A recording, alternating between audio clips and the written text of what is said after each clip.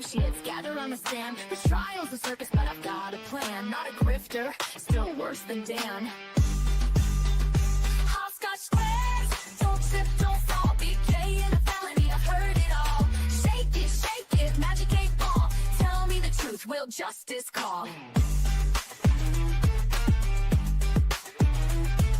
Me be the diva, she's running the show. With Capone and Meg, yeah, everybody knows. That we're fat, well, nobody knows. What the corn echoes as the chaos grows. My credibility left in a vehicle. Hopscotch squares, don't trip, don't fall. BK in a felony, I've heard it all. Shake it, magic 8 ball. Tell me the truth, will justice call? What the corn echoes as the chaos grows. My credibility left in a vehicle.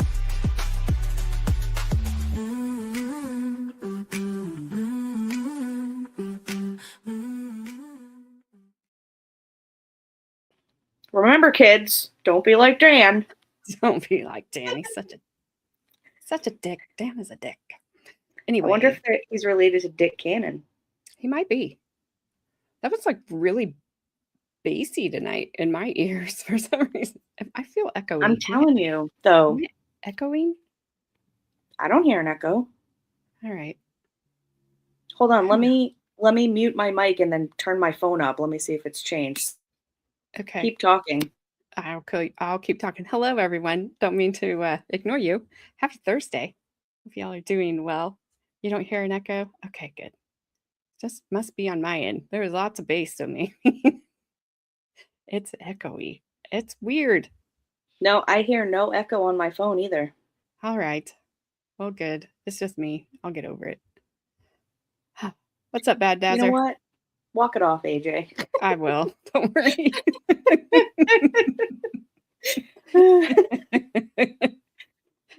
Just shake it, you know? Hi, Sharon. I hope you and your daughter are having a better day today. Hello, Ronnie. Ronnie, señorita bonita. Hola. And hello, whoever. I sound perfect. Hey. Oh, my. I sound perfect. I'm like, just, that's going to stay there all night, maybe for the rest of my life. You sound perfect. You're perfect. You sound perfect. She didn't say I was perfect. She said I sounded perfect. I have an echo. I probably have hair color in my ear. Yeah. That has happened. Your hair does look fabulous. Thanks. I love when you starred that. I did, yeah. So I can fit it back up later. But it's parted on the wrong side. So now it's like, instead of this side always falling into my eyes all night, and now it's this side. And it's just crappy out. So she's like, I'll curl it. And then it said, nope. It was like, nice, you thought so, huh? Yeah, that's funny. You're funny. She's still in the ER, at the ER. Dang. Hopefully it's just because they're busy. Hello, Deidre. How are you? Hello, Mrs. McPickle Pounder. Baby McPickle is watching from her walker while Mommy and Daddy McPickle eat dinner. Hey, Squid Raiders. TMI, Bree. I saw Squid Raiders. All right. Oh, they had to redo an x-ray. Saw something, probably clavicle. Dang. Oh, man. Well, I'm glad she went, Sharon.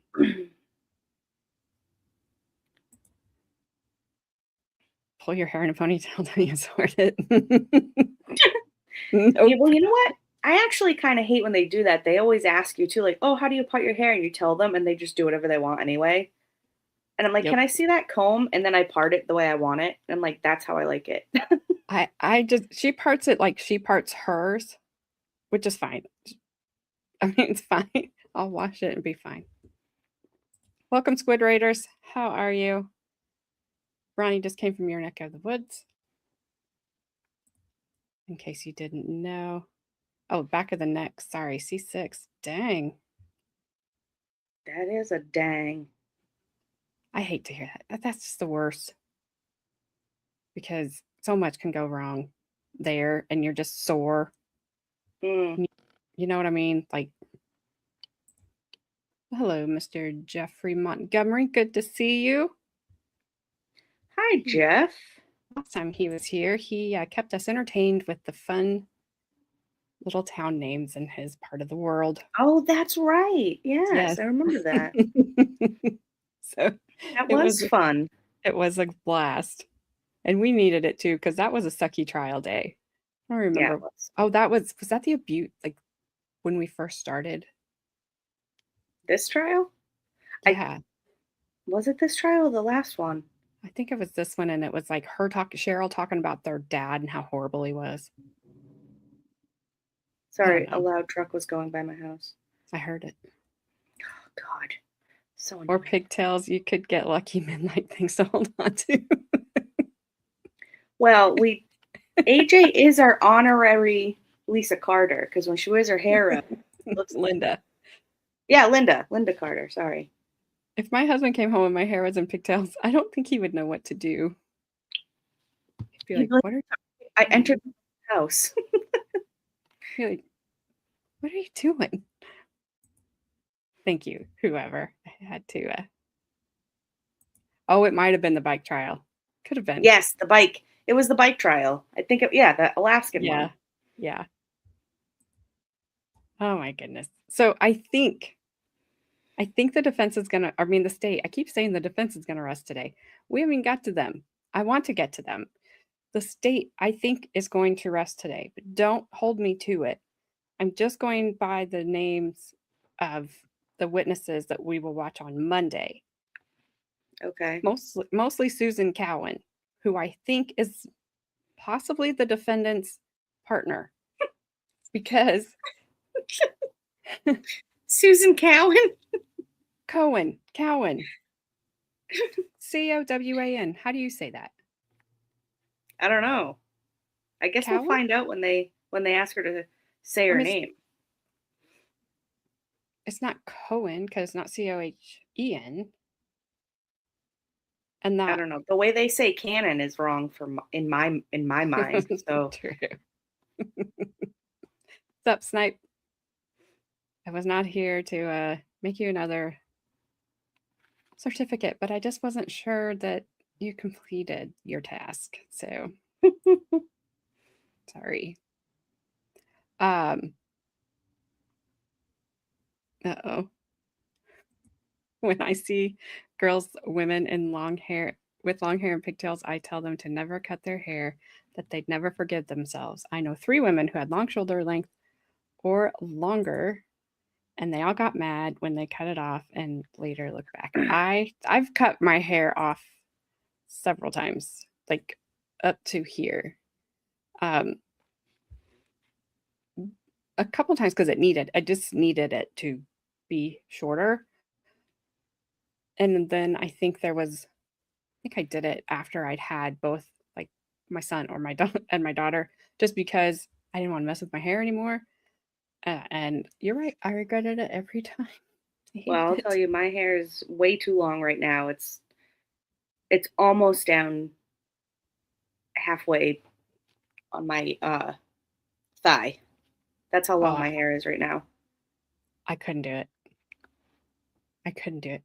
Because mine is finally past the point where it doesn't, like when I'm sleeping, doesn't get cut underneath my armpit, and I pull my hair. Yeah, my hair, everything. Caleb hugs me and it's just like it's stuck in his arm, and I'm like, ow. It takes forever to brush and wash. I'm like, I have to cut this off. Yeah. But you could cut a lot off and still have a lot. Yeah. Yeah, I begged to cut my hair short for many years before my parents finally let me. I never regretted it one bit. And some people don't. My mom had short hair. I mean, it was a little long, but not long. That's what she said. But she would make me cut my hair in the summer, like cut it to I don't even know what it was, but it was just traumatizing to me. But it was my own fault because I wouldn't take care of it and I wouldn't let anybody comb my hair. And my dad's like, you get her hair clean or you cut it. And so my mom's like, all right, cut it is. And I was like, okay, yep, I just won't have short hair. I used to think I wanted Crystal Gale hair. Her hair is gorgeous, but she probably has a whole freaking team to take care of it all. Nope. Two claim they did it for the ease of care, but then later said they wanted it back. But yep, it takes 2 to 3 years to grow out. That's true story. Yeah, you always want it back once you cut it, but then because you forget how annoying it is to brush it and wash it and take care of it. Gabby's hair is over 3 feet long, 4 feet when you stand on it. Oh, 4 feet, and you would stand on it. Yeah. Yeah, I mean, I'm only 5'1", so. So yeah, you can't do that. Gabby is really cousin it.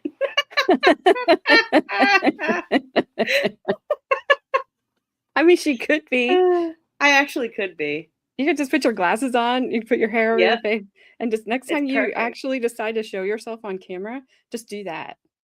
I actually have a picture of myself like that many years ago. I put my hair in front of my face and put my glasses on. And it does look just like cousin it. That's what you need to do. Ronnie had her haircut as short as Carmen's, and it did not look nice on me, but it was so easy to manage. Yeah. Well, I understand now, gotta like, get it cut all the time.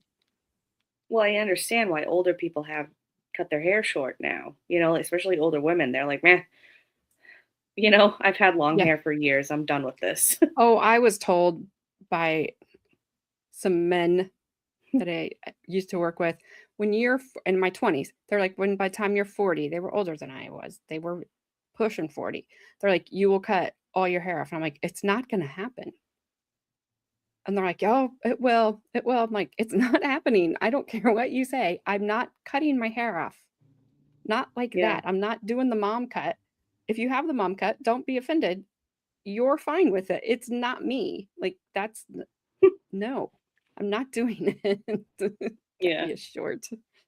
I am. I'm fun size. I liked mine long until I got older and it started to get brittle. Oh, I can't let that happen. Sorry. Yep. My husband had beautiful long hair when he was younger. He had golden, like dirty blonde, goldenish, like banana curls. Nice. Yeah. Hell yeah, AJ. That's right. He's like, I've seen your ideas, Gabby. I mean, I do have good ideas. I'm just saying. She does have great ideas. See? I'm keeping mine till it falls out and then I'm going bald. Perfect plan. Gabby, just have it cut to cover your nipples. That's long enough. But you know, the older women get, the longer that has to, you have to grow that hair. Just saying. Hey, I'm only 39. I'm only 39, so it's not that long. I'm not saying it's you. Also, my husband might be mad if I cover them, so. But he might not if they're just kind of peeking through. They're like, hello. Hello. Anybody here? Hello. Geez, Grandma Gabby.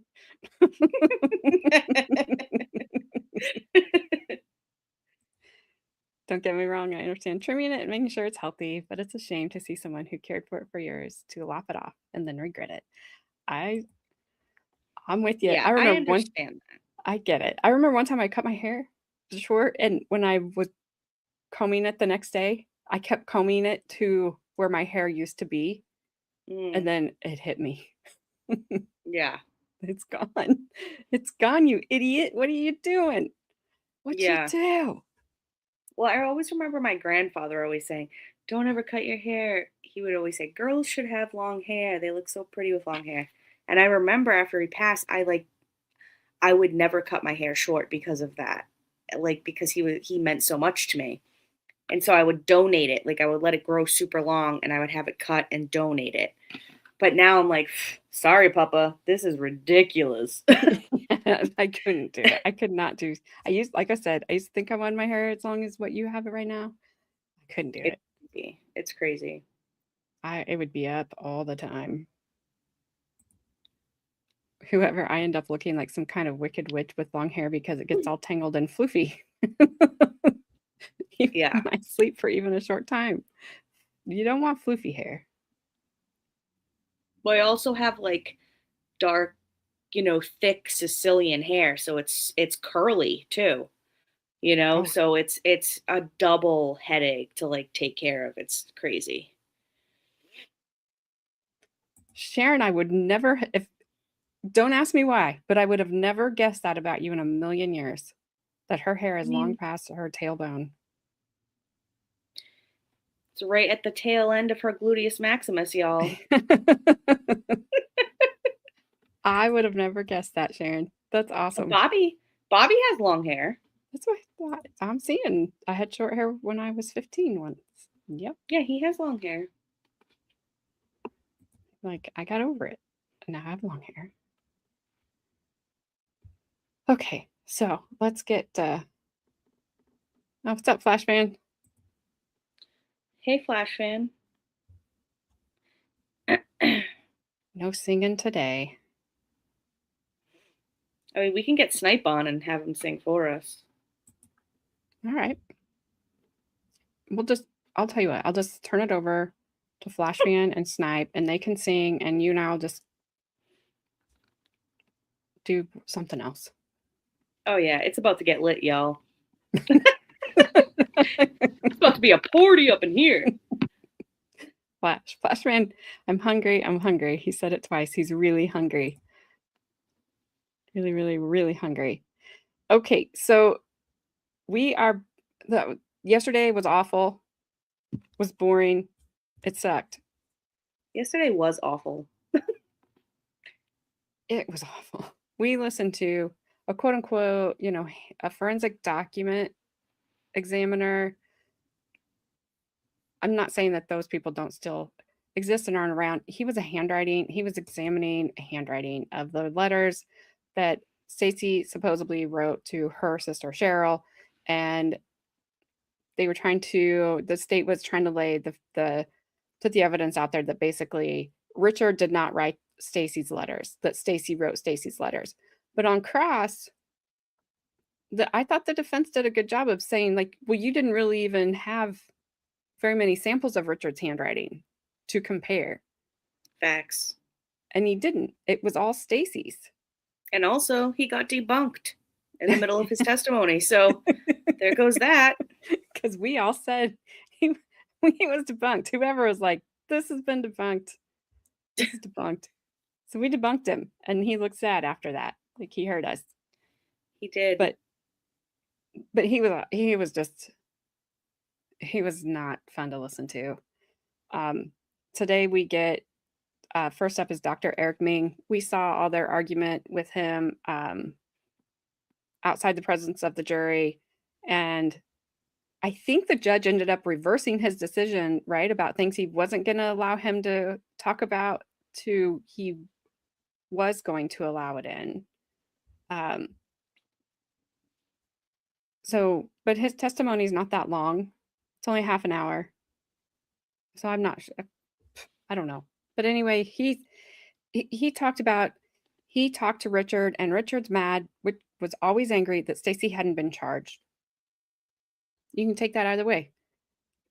He felt like he was just mad because he got caught and he wanted her to go down with him, or that she was really involved and should have been charged. Right. I don't know. But he had motive to lie, according to the defense, to get Stacey charged. He's got a better deal. So, what's up, Shinny? You're going back to work. Take a break. And the special heart holders. Just talking to Bobby. Oh. Well, you better be careful. One day I'll be her favorite chaos monster. Oh, And I'll be in parentheses too. she has other people's hearts too. Just so Gabby knows. In jars. No. Oh, you don't know where she gets them from? We don't ask. We don't ask that question. That's better. That's better generally to not I ask. heard nothing. I saw I don't know anything. I didn't see anything. I've just been sitting here. I also did not have to unalive the FedEx man today again, you guys. I just the FedEx man. He left You my just like package. R.I.P. FedEx. Oh, well, it's about to be a FedEx man, Ash. But my friend bailed him out and saved my packages that he left sitting by the side of the road again. It is so annoying. Like, this is the worst time of year to do that. Like, I mean, I know. What if Malachi ran across the street from the cornfield and stole your packages and then ran back in the cornfield? Maybe Malachi was running across the street and scared him. So he was like, pushed him out of the door and was like, you can take them. I mean, who's going in there to get it? Not me. I don't know.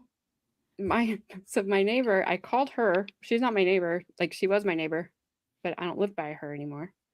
But I still call her my neighbor because my neighbor wasn't home.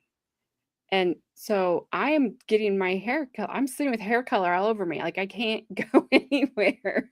And so I call my other neighbor and I said, oh my, like, are you busy? And she said, well, I'm about to be. What do you need? And I said, I told her what happened. Said, stupid FedEx left my packages down by the road and they're in the original packaging. They're not in a box. They're not a box in a box. You can see exactly what it is.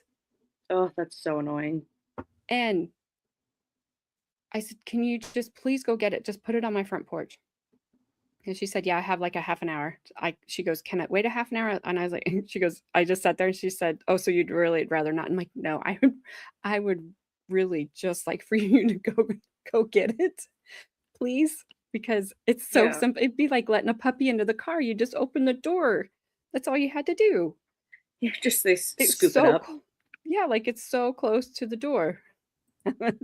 My neighbor, my other neighbor, my neighbor. How many neighbors we talking? My real neighbor. My neighbor's neighbor. So 2 at the moment, 3 in a minute. Oh, look. Yeah, our special hearts too. That's so cute. Thanks, Shenny. So Bobby. Just kidding. So she texted me and she said, your neighbor was staring me down. I'm like, what neighbor? I said, are you talking about the house, the White House that's in front of the neighbor whose driveway is as long as mine? And I was like, I don't even know. What, the church? No, I was like, I don't even know him. I said, and I was like, FedEx dropped his package off at his front door. I was like, I don't even know him. Whatever. And she goes, no, not him, the guy across the street. And I was like, oh, yeah, he watches out for me. And she said, he was staring me down. And she goes, so I just waved. And she goes, which I also would have done if I would have stolen everything. Right? Like, how do they know? They think you're friendly and they're like, what's happening over here? And they're like, oh, she waved. She's fine. She waved. She's good. So when I got home, I said, I'm surprised that my neighbor was not standing by the road waiting to flag me down to tell me what you did. Like, you were robbed. I was like, but he's a nice guy. That's so funny. He's sitting out there in his rocking chair dressed in like a Snuggie, like watching your property as you're gone. I mean, it's just, I feel bad because the people that I ordered it through Walmart, but it was delivered through FedEx. But Walmart's the one that asked me how'd it go. So they already got one bad email from me for yesterday. And they're going to get another one, but it's not them. It's FedEx. Yeah. It's not their fault. But it's FedEx's fault. But FedEx isn't asking me how they did. So I don't know, but I was like, I'm like, I'm gonna have a freaking panic attack here. Please, somebody go get those packages because how do I prove I didn't get them? You've got a picture of that you've dropped them off. I have no idea how long they're gonna stay there before they walk away. Please, somebody go get them. So anyway, I was calm until that happened to me today. And I wasn't calm until I got home. Like, I have dye everywhere. They're like, out of my way. Out of my way. And it's gonna snow here tonight. And everybody's freaking out. It's like, oh my God. It's fine. It's not fine. I don't know. They don't know. Yeah, it's still saying snow on Sunday for 7 a.m. Oh, wait, when is this supposed to start? 2 a.m. Ooh, don't worry, that won't last. 2 a.m. until 4 p.m. It's saying. Nice. That'll be the first time it snows here. If it stays that way, it could change to rain. I mean, Bobby, I don't know if you can ask your neighbor to handle your package or not. You can try. Ew. I'm good. We're gonna be like -10 on Well, on Saturday. Ash, I will trade because right now it's 28 here. You want it -29? Oh, I didn't see the negative. Sorry. I just saw the 29. I was like, yeah, I'll take 29 instead of 28. My bad. Never mind, Ash. You keep that negative. No. They've been awful. FedEx sucks rocks. They've delivered 2 large boxes within the last week with gashes in them, one from Walmart and one from Amazon. Yeah. Fortunately, everything has been intact. Like, nothing's been damaged. It didn't get stolen.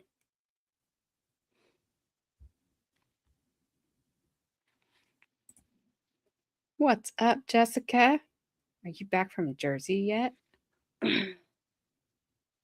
me, Jessica. I'm in Jersey. I'm in Jersey. I'm in Jersey. Like, and I'm freezing. I want to be back in Florida. Right? All right, I'm hitting play. All right, do that. I will. Oh, they were heavy-duty kennels. They help damage. Nice. Good for them. Should I clip that, Bobby? You know what? You mother effer. Wait, what did Sharon say? Mother effer. What did she say? Nothing. Yeah, I feel so bad for her. She just has been hit with stuff back and right. Crying last night. I asked her if she was in pain. She was crying because of the deductible. Her Christmas is screwed, she said. Yeah. Told her I got it. Oh, because that's what moms do. Well, Gabby. Thanks, AJ. Thanks for reminding me. I'm just kidding. That's what good moms do. Yes. Let that be a lesson to you all, okay?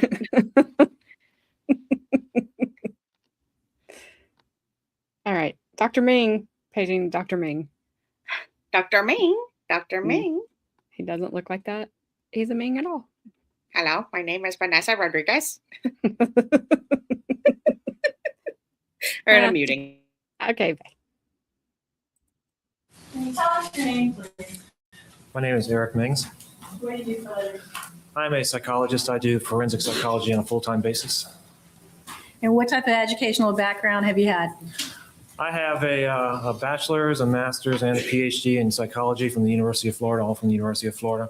My PhD is in clinical psychology. I have been in private practice since 1987.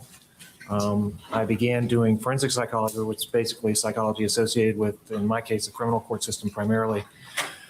When I was on internship in '87, I had a placement at North Florida Evaluation and Treatment Center, which was a facility for those found incompetent to stand trial and not guilty by reason of insanity.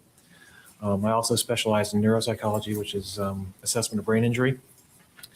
And I have been doing forensic psychology to a great extent all of my career, and for past 8-10 years, maybe, about full-time since then. That is not what I thought In Mr. working in King the was going to area of look forensic like. psychology, are there times that you are hired to be what is considered a confidential expert? Yes. As that, you would be working with the defense attorney representing a defendant who may be standing trial. Generally, the state hires people confidentially, but it's usually the defense. Doctor, could you, I know your normal speech patterns like that, but can you slow down just a Sure, little bit? no problem. Thank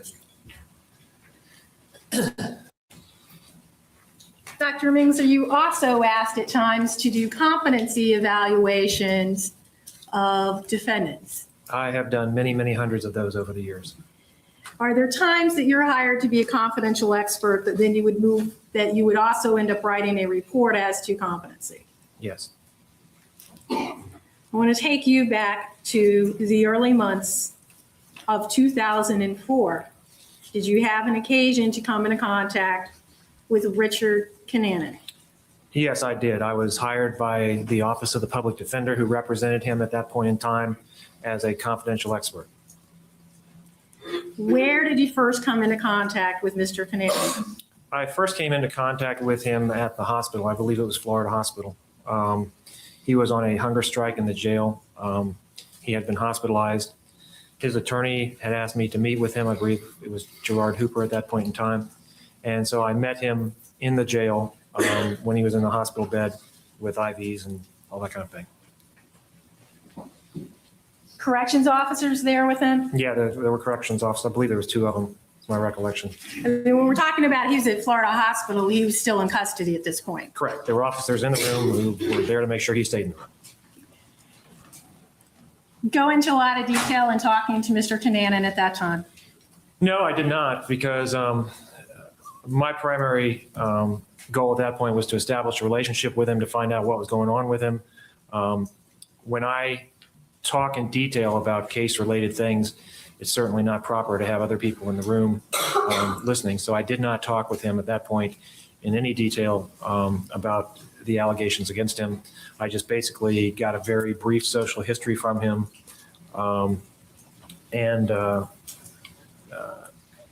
left it at that while he was in the hospital. Did you then have occasion to meet with Mr. Kananen again in the Orange County Jail in February of 2004? Right. I believe the next time I saw him was on February 5th of 2004. Looking at my notes, I used a different device than when I was taking notes, so I had to pull them out of a database that crashed. But I have a 2504 right there, so I presume that is the date that I saw him the first time after he got out of the hospital. Now, this point is your focus in working with him. Are you looking at several different issues for the defense? Yeah. There was an issue of competency to proceed because he was believed to be suicidal. He was starving himself in the jail. My recollection, it's been many years ago, it's been 6 years ago. My recollection is that it was also potentially a death case. So I may be used in that regard. But primarily at that point in time, I was focused on competency issues. Death penalty case working as a mitigation specialist, and when you may talk about issues from the childhood, issues of mental illness. Right. Typically in death penalty cases, I am only called in the penalty phase if I get called, and it's to relate to the jury any mental health issues that may be associated with the situation. Good memory, John Gary. How you doing? Yes, this is the witness that lost his notes to a Palm Pilot crash. The great Palm Pilot crash of 2007, I guess. I don't know. Oh, it was because I hadn't started it yet, Sharon. It'll start. Also,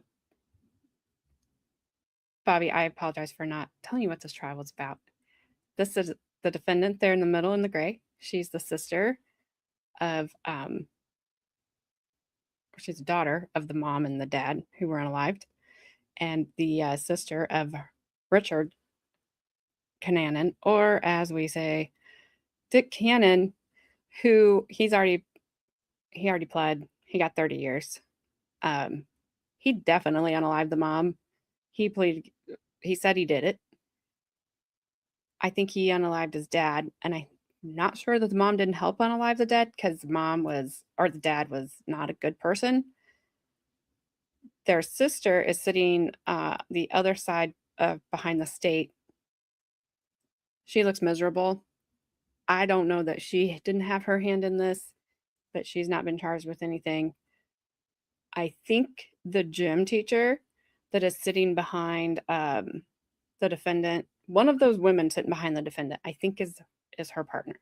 We call the lady in the blue shirt a gym teacher because she looks like a gym teacher. And she sits like a gym like this all the time. What am I saying? Dick Cannon?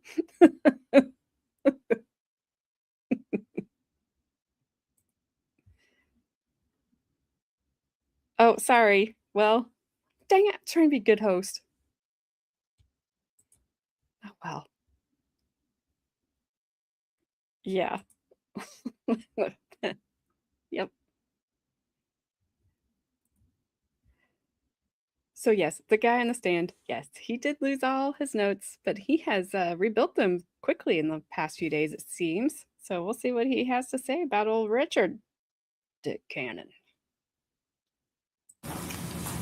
In February of 2004, did you have an occasion to speak to Mr. Kananen more about the facts in the case? I talked to him to some extent about the facts in the case, certainly more than I did when I was at the hospital. And I spoke to him in a little detail about that. I was still concerned about his mental health condition, and I wanted to get a more comprehensive social history from him at that time. Did he talk to you specifically? Did he say anything about his sister, Stacey Kananen? Yes, he did. Objection, as stated prior. Okay. Let me have both of you approach for 1 minute, please. All right, go ahead. What did Richard Kananen tell you about his sister, Stacey, and the facts of the murder of his mother? I have to rely on the brief notes that I wrote because it's been 6 years ago now, and I don't have a clear, independent recollection of the exact details. But what I wrote was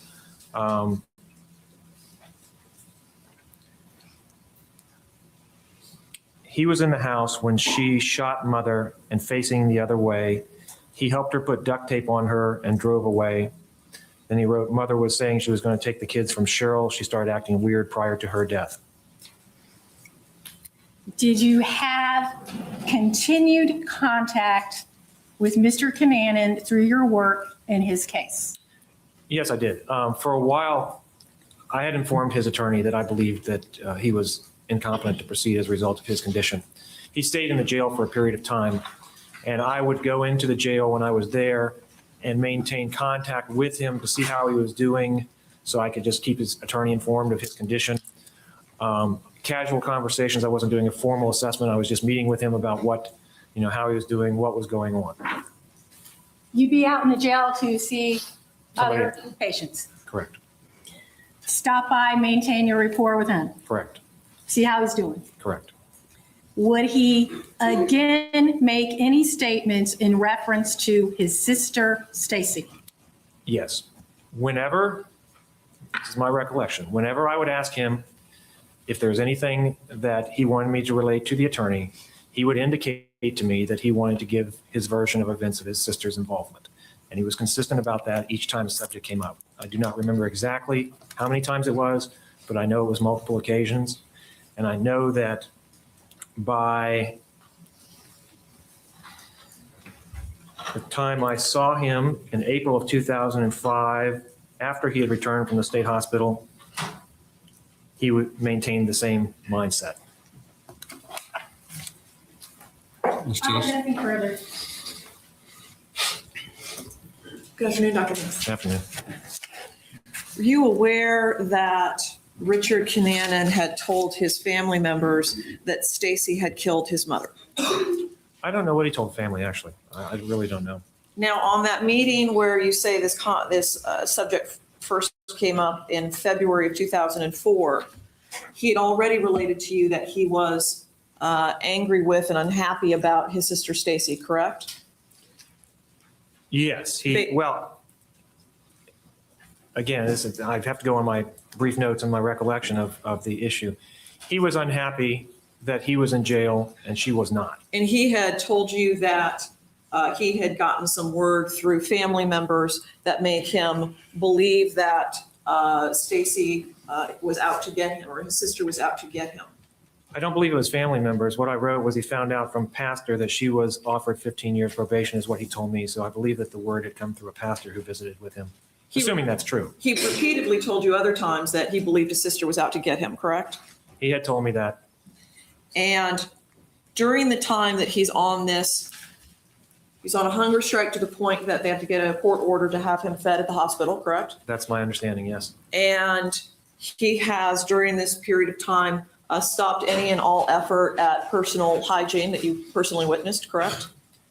Yes, he had poor personal hygiene on multiple occasions that I saw him where he was noticeably unkempt, unbathed, and smelled badly, yes.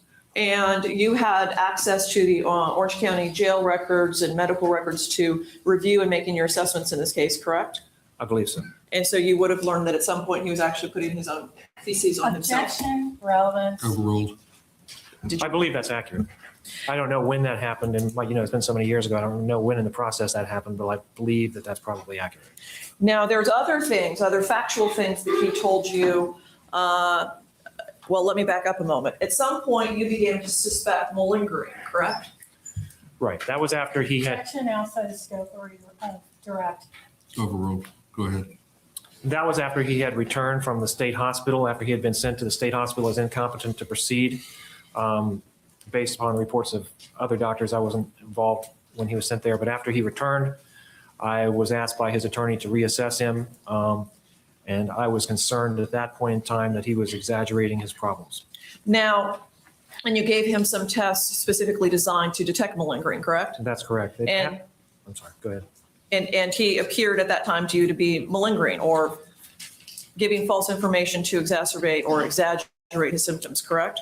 Yeah, the primary symptoms that I thought that he was exaggerating was his lack of understanding of the legal process and his memory at that point in time. I believe this was in April of 2005, after he had returned from the state hospital. What happened, my best recollection is what happened with him is I met with him. I was concerned about his presentation. It was not consistent with when I'd seen him before. When I'd seen him early on, despite all the other things, he was coherent and logical and, didn't show me any indication that he didn't understand why he was in jail. When he got back from the hospital, it was different. And I saw no reason that would be the case. I think I then met with him along with his attorney to discuss it. Basically, the same sort of thing happened. And that's when I decided I needed to do some formal assessment of his thinking abilities to determine what was going on. Now, when you say that you didn't have any evidence prior to him going to the hospital, he didn't understand why he was in jail, you didn't take any notes during that discussion about his sister having shot mother. There's no notes that indicate him saying, "Oh, and then I killed mother," correct? There's no notes whatsoever that he ever told you he killed his mother. That's correct. And in fact, your notes seem to convey that he was trying to shove all of the blame onto his sister as he had been to her family. My recollection was that his contention was that they were both involved in the murder. I don't know. What's in that notes is what he told me that particular day, which we just recounted a couple of minutes ago. Well, there aren't notes of any of your visits with him that indicate him taking responsibility for having killed his mother, correct? Correct. And when it comes to whether or not he was malingering back at that point in February 2004, in addition to telling you that his sister had shot his mother, he also told you that his parents. Objection. I believe the door's open, Judge. For what? You better come up here first. Dr. Mings, explain. I wanted to hear her say objection, relevant, because that's the only one she knows. See if she won or lost. Explain to the jury what you mean by the phrase malingering. Sure. She I'm sorry. lost. I should- No, that's my fault, not your job. Malingering is a word you hear it? used in Her my little foot profession, and stomp? basically what that means is Doesn't surprise me. She's such a little pouty word. like- I don't. Judge, objection. Stomp, stomp, stomp my little foot. Hand on my hip. Point my finger at you, Judge. Shame, shame, shame. Ah. Oh, yes, that one. Relevant and hearsay. And then a stampy tantrum up there. Or a stompy tantrum. I don't know. Just, and she's annoying. And the judge is done. He overruled those first two quicker than he has any other thing in here. He's too busy eating his butterscotch candy. And you know who's going to save him if he chokes? The The colonel? defense. Oh, Judge Smiley. that's even more creepier. I know, because she's just going to smile at him. And this time I'm going to smile when I'm a judge. Judge. Yeah. She's like, is You have that to- chicken grease on your chin? You have to find that picture again. Let me get that for you. Thank you. sir. Because we have to show people that haven't seen it. Oh, you're talking about the Defense attorney. yeah, I put it up in Discord She's just recently again, yesterday. I put Oh, it and I did you? put it up and I said, just in case you forgot. It's not that far. You just scroll up and show it. Do you know why they call legal proceeding a hearing and not a scene? Because justice is blind. Wow. Good one. She's being a bit challenging. She has been a bit challenging this whole entire trial. She has been a bit challenging. That's for sure. She has been a real big bit challenging.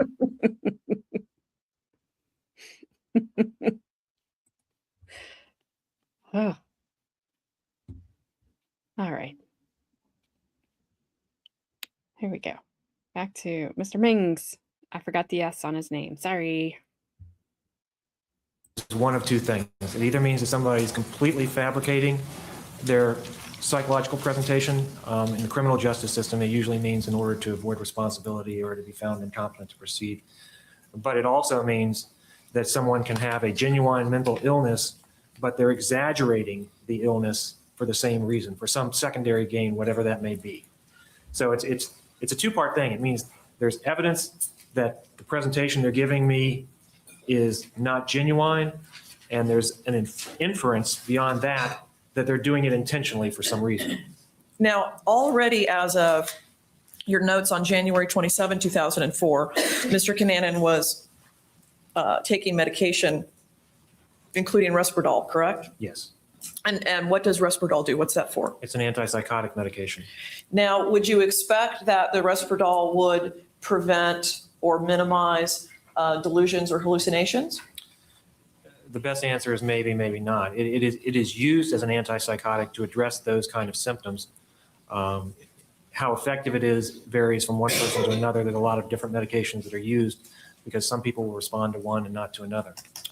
Now, going back to the February 5, 2004 interview where he told you that his sister had shot his mother, during that interview, he also told you that his parents had prostituted him in Palm Springs a couple times a month and that they would drop him off for weekends at a time, correct? That is correct. And he told you that that would also happen to him sometimes in Las Vegas when he was between the ages of 5 and 10, That is correct. and that they would force him to go work painting and mowing lawns After that, after when he that. became older.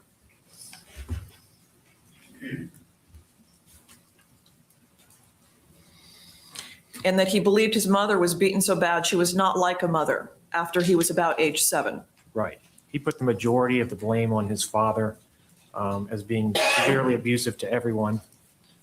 My recollection I don't have a specific notes, but my recollection was his primary focus on his mother was basically the not intervening kind of situation. The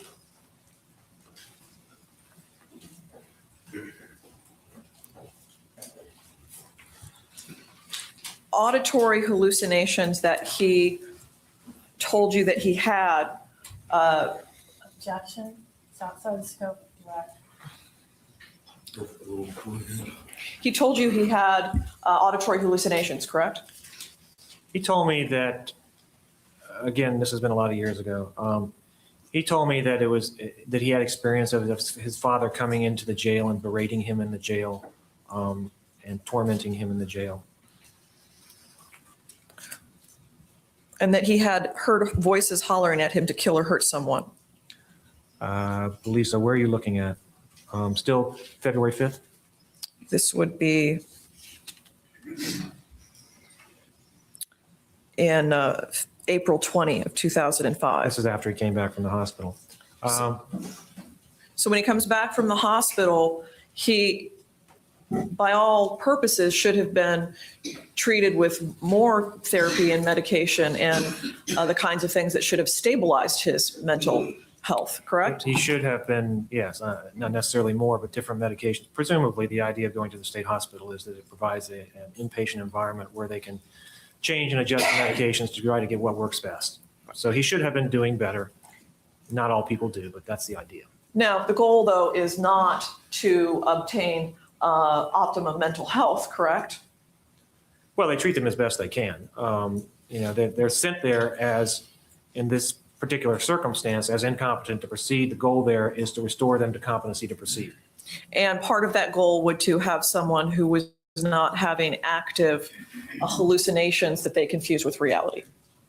That's true. And you would have expected that to not be taking place when they sent him back into the jail system. Not necessarily, and the reason I say that is that people who suffer psychotic illness, when they're treated, they will tell you that the hallucinations are less frequent and less intense, but they still have like voices to talk to them, but they don't bother them as much. It like dampens the symptoms is the best way I can describe it, but it doesn't usually get rid of them completely. Now, someone can be malingering and still suffer genuine mental illness, correct? Absolutely. And would you agree that the criminal justice system is not particularly set up to most effectively get to the bottom of somebody's full range of mental health issues? Can you clarify what you're asking me exactly? Well, having been introduced to the state mental hospital because of a competency issue wasn't exactly the best way to get to the bottom of what the full range of Richard's mental health issues were.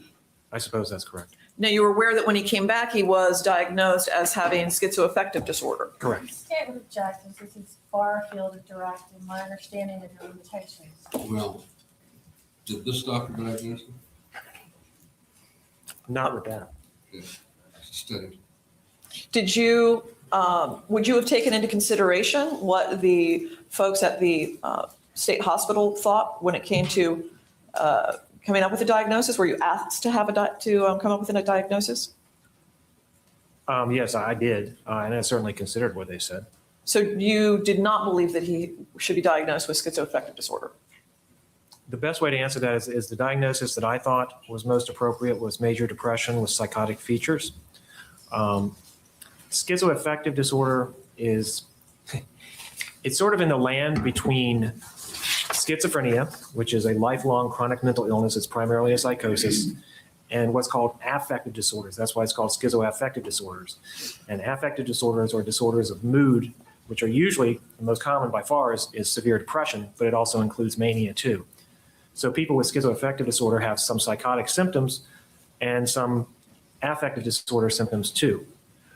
My personal opinion was that given his history as I knew it, I thought that he had a major depression with psychotic features, meaning that I thought the depression was the primary issue and that the psychosis was secondary to depression, because people who have a very severe major depression can also look as psychotic as somebody with a schizophrenia. So it's really not a big difference between what I said and what they said. It's just that I thought it was primarily depression. They thought maybe there was some schizophrenia thrown in. I mean, that's the best easy way to put it. So in would there have been anything about your evaluation when he came back from the hospital as to his malingering that would cause you to go back and reevaluate any conversations you had with him in the past? Well, I didn't really have a reason to do that. I mean, that didn't come up. All right. To clarify the issue, what was different to me, what caused me concern was that when he came back, he was presenting as if he knew little of the legal system, of his circumstances, and didn't understand my explanations to him. Even as badly depressed as he was, and apparently even potentially psychotic as he was before he went to the state hospital, he still never showed to me that I recalled any indication that he didn't understand why he was in jail, or that he didn't understand what I was saying to him when I would interact with him. So the cognitive symptoms, the thinking, the memory, the attention were the big difference between when I saw him originally, which I thought were relatively intact despite how depressed he was, and the way he was when he came back from the hospital, in which he looks a lot worse. And I didn't believe that it was genuine at that point in time. As to his statements, for example, about what his parents had done to him in the past, those are not the kinds of things that you would go back and attempt to make some assessment of credibility. That's not what you were assessing when you tried to figure out whether he was malingering his symptoms afterwards. Well, what happened in the case, I did not do it in this case. As I mentioned very briefly at the beginning, there was a concern at some point in time that this was a potential death penalty case. Okay. Had I remained involved in the case and expected to be called as an expert in the penalty phase, that would have been very important to me. I would have needed to investigate that and try to determine how much of that was accurate and not accurate. What happened was, when he came back from the state hospital, two things happened. I told the public defender's office that I thought he was malingering, okay? And just in a general sense, in the job that I do, if I'm hired by one side and I'm saying that their client is malingering, I become less valuable to them in the use in the case. But the other thing that happened simultaneously was they changed attorneys. So a different attorney picked up his case. So I was no longer involved in his case after that. Okay, I understand. Thank you very much. I don't have anything further. Ms. Wilkins. So when he's suffering a major depression, are they still able to relay events? Generally so, unless they're incoherent, yes. In this particular case, when you were talking to Mr. Kananen about this case, was he able to relay events to you? Yes, originally when I talked to him in the beginning before he went to the state hospital, yes. Did he seem alert to time and place? I believe that he was. He certainly knew that he was in jail. I believe that, and he knew why. I'm sorry. When I read that, all I thought about was penis confetti. Thank you, Gabby. Well, I did say that in the very beginning of this trial. He's just out there just shooting penis confetti made of little tiny penises. Just shooting it right off. The sound effect. Yeah. You gotta have the sound. Pew, pew, pew, pew, pew, pew, pew. I guess I probably shouldn't phrase it that way. Little penis confetti. Petty. Well, I mean, petty. they do have it. They do have that. Penis confetti for bachelorette parties. Yes, but I should say penis-shaped confetti. Yes, that's what we're talking about. He's not shooting out little tiny penises from his I mean, his that'd dick be cannon. I mean, hilarious. you can't just create a dick out of nowhere. Well, technically, actually, now that I think about it, you can. But it's a longer story. Oh, did he? I don't know, Jenny. What about Diddy? Not that did he. Did he just admit he had a Okay. financial investment of staying on the case? I've been reading chat. Yeah. She's like, what, Shinny? What did he ask? What did he say? Yes, that's what he did. I have no clue what you're talking about. I'm just thinking about dick confetti. The symbol is called confetti bale. Confetti ball? Yeah. Cock confetti. Cock confetti. Sperm spaceman. What is it? What does it say? I think it's supposed to say sperm spaceman. It's not. I'm just Sperm- making it Sperm say. specimen? It says, I don't know. Sperm spaceman? It says spaceman. Like Ground control to Major Tom. Yes. Haley. This is why I love Haley. This is why Haley is my Discord wife. Just saying. Well, at least it's not splat sploosh splut. Ew. I mean, it could be if it got out of control. You could hear that if it got out of control. That's not what you were thinking it was. Well, You are now. Snipe has his fingers crossed for another 8 inches. That's all he's hoping for. This symbol is called a confetti ball. Oh, confetti ball. Gotcha. Turkey, Yeah, get the heck out of here with that one. you bastard. You bastards. Those dang bastards. Nailed it. Number watching just grew by 2. Nice. Nice. Talking about dick cannons and dick confetti. Confetti shaped dicks. Welcome in. Bobby. Also, I Snipe think still needs another 6 inches. he does. Yeah. I mean, he Only did grew- have shrinkage the other day. So, I mean, it happens. Only grew by 2, so. I'm working and I'm trying to catch more on the case than you guys, and you're the confetti spaceman. Oh, God. Baby batter. Ew. Bad D. Baby batter. Oh, my goodness. Well, you won't find one here. So You really, really won't. And if Carmen was here, we would all need an adult. there would be some writing down on her little notebook to do some things, and some drawings would happen, and diagrams. Yeah, she would have like a whole It wouldn't be good. thing. Hilarious. Whoever tests 1, 2. Testes. Yeah, that's exactly right. Testes. It's like this. Testes. 1, 2. Oh, that would give him 6 inches. I'm sorry. I wasn't counting in men numbers.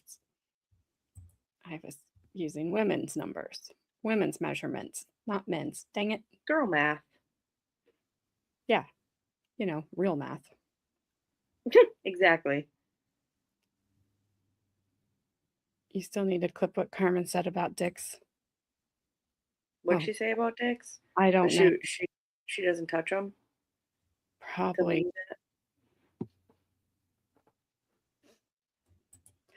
I saw that Haley tried a Massachusetts accent earlier. Oh, that was freaking hilarious. I'm sure That was so funny. Was it like proper? No, it was okay. So she legit sounded like Lois from Family Guy. I'm not even kidding. She goes, I don't know what to say. And I was like, say Pakya Khan Havad Yad. And so she said it, but I was like, oh, you sounded like Peter Griffin's wife, like legit. And then Flashfan said, I can laugh like Peter Griffin. Let me see if I can still do it. He did it. It was spot on. Oh, wow. Nice. It was pro. Nice. She said if one would be coming at her, she'd go, ew, and swat it away. I can absolutely see her saying that. I mean, I remember her saying that to me before. Snipe said, so would I. I mean, your 8 inches video begs to differ there. Like a pro. There's a certificate now. I mean, it's official. You can't deny the official certificate. Like a pro. I'm trying to figure out. Oh, that's a monkey. I was like, what is Yeah, that? it's a monkey with a hammer. Got it. Yeah. His Peter Griffin laugh is amazing. Well, I sound like what's his name's wife from All in the Family? Edith? Yeah. Oh, Archie. It's a major award. It Who won is. that? It's a major award. Oh my gosh. That's what came up when I typed in oops. Was a monkey with a hammer? Yeah, like you made a mistake and now you need to fix it because he has a little hammer with a little hard hat on. Okay. I didn't. Okay. I've not had that happen to me. Me either. Interesting. My brother-in-law has always called you Edith. So, do you like your brother-in-law? Like, should we start calling you that? let me type it in. Let me see. Nope, this is what Wow, it pops up does. for me. Snap got two. That's what pops up for me. Oops. With the shh. Google uses it when it doesn't detect and interwebs. Oops. Huh. Both those little faces come up? Yep, both of them. Interesting. No, we didn't think you lied. It's just I've never seen the purple monkey before. I mean, I believe you Look what that it Haley happened got. to you. Yeah, you see, she has Haley a got monkey. a monkey and a face. The monkey is covering its mouth, and she got the same face I did. Why Whoever does got a spider web, I don't know. I have I no know idea. that did sound wrong. I've never seen the purple monkey before. I mean, I haven't seen that. I'm with you. So, That's new. That's new for me. did you see how I Oh, got Dr. Ming's paused? oh, that's what he's saying. He's getting ready to eat that microphone. Just banging my monkey. Wow, Snipe. TMI. Jeez. Alrighty then. Back to the feisty redhead. So she didn't start stomping her feet at us. We're She's about stomping done her with- feet right now, and she's paused. That's impressive. She's probably tapping her fingers too, like whatever. All right, we're almost done with this witness. Thank goodness. Alrighty then. Like 3.5 minutes or so, whatever. He was in jail, and I believe that he knew the date, although I don't remember if I wrote that specifically at that point in time. Didn't appear to be undergoing any hallucinations or delusions as he was speaking to you. Not when I talked to him. He would tell me about his belief that his father would come to the jail to berate him, but he was not hallucinating or severely distracted when I talked to him at that point in time. He was quite depressed. Through the course of this case, did he relate to you some, though, the extent of physical abuse and sexual abuse he would have suffered through the hands of his father? He related to me that yes, his father was severely physically abusive to him, as was brought up just then, the issue of being prostituted. And I believe he said that at some point later, his father was sexually abusive to him as well. Based on this childhood that you'd agree was fairly horrific and what he explained to you, Yeah, assuming any of it is true, then it was fairly horrific. you would expect some of the things that you saw, such as a major depression. Yes. When he told you, the first time he told you that his sister Stacey was involved, did you have any belief that he was malingering at that time? At that time, no, I did not believe he was malingering at that time. In fact, during this time, had Mr. Kananen done several things to not even help himself, such as a hunger strike, not cleaning, not bathing. Correct. In fact, he testified his attorney was actually concerned somewhat of suicidal tendencies at that point. Absolutely. I have nothing further. Just, Dr. Means, you'd agree that going on a hunger strike and losing 100 pounds and putting your own feces on yourself is either an indication of a commitment to looking like you have mental health problems or an indication that you have mental health problems. Yeah. Okay? And his ability to accurately recall and relate information on February 5, 2004 is only intact if it is true that he would be dropped off at the same group a couple of times a month to be prostituted in Palm Springs and then sent back to his parents on Sunday afternoon. I only know what he told me. I mean, I'm not sure what the question is. Well, his ability to accurately remember and recall credibly information is only intact on that day if that's actually true, because that's what he told you happened, right? Well, I don't know the answer to that. I mean, I don't know how much of what he told me is true and how much of what he told me is in his head. I don't know the answer to that. I have nothing else. Dr. Mings, that wasn't the only thing he told you about abuse growing up. No. In fact, he relayed that his father was extremely physically abusive. Yes. Throughout his life. In talking with Richard Kananen, were you ever aware of the fact that he had a hearing loss? I believe so. I believe he had a mild hearing loss. It's been a long time, again, 6 years. Ever tell you that hearing loss was connected with something his father did? I don't recall clearly, but I think that may be the case. I have nothing further. Nothing further. Thank you, doctor. Go on, get doctor. Thank you. Thank you, doctor. Thank you. Thank you. What's up, Sticky? Hello, Sticky. Speak for yourself. Nope. No, that's not happening here. It's not that kind of a party, Bobby. Oh, who is this guy? I mean, back when I said it was going to be lit, it's not going to be that lit. Oh, no.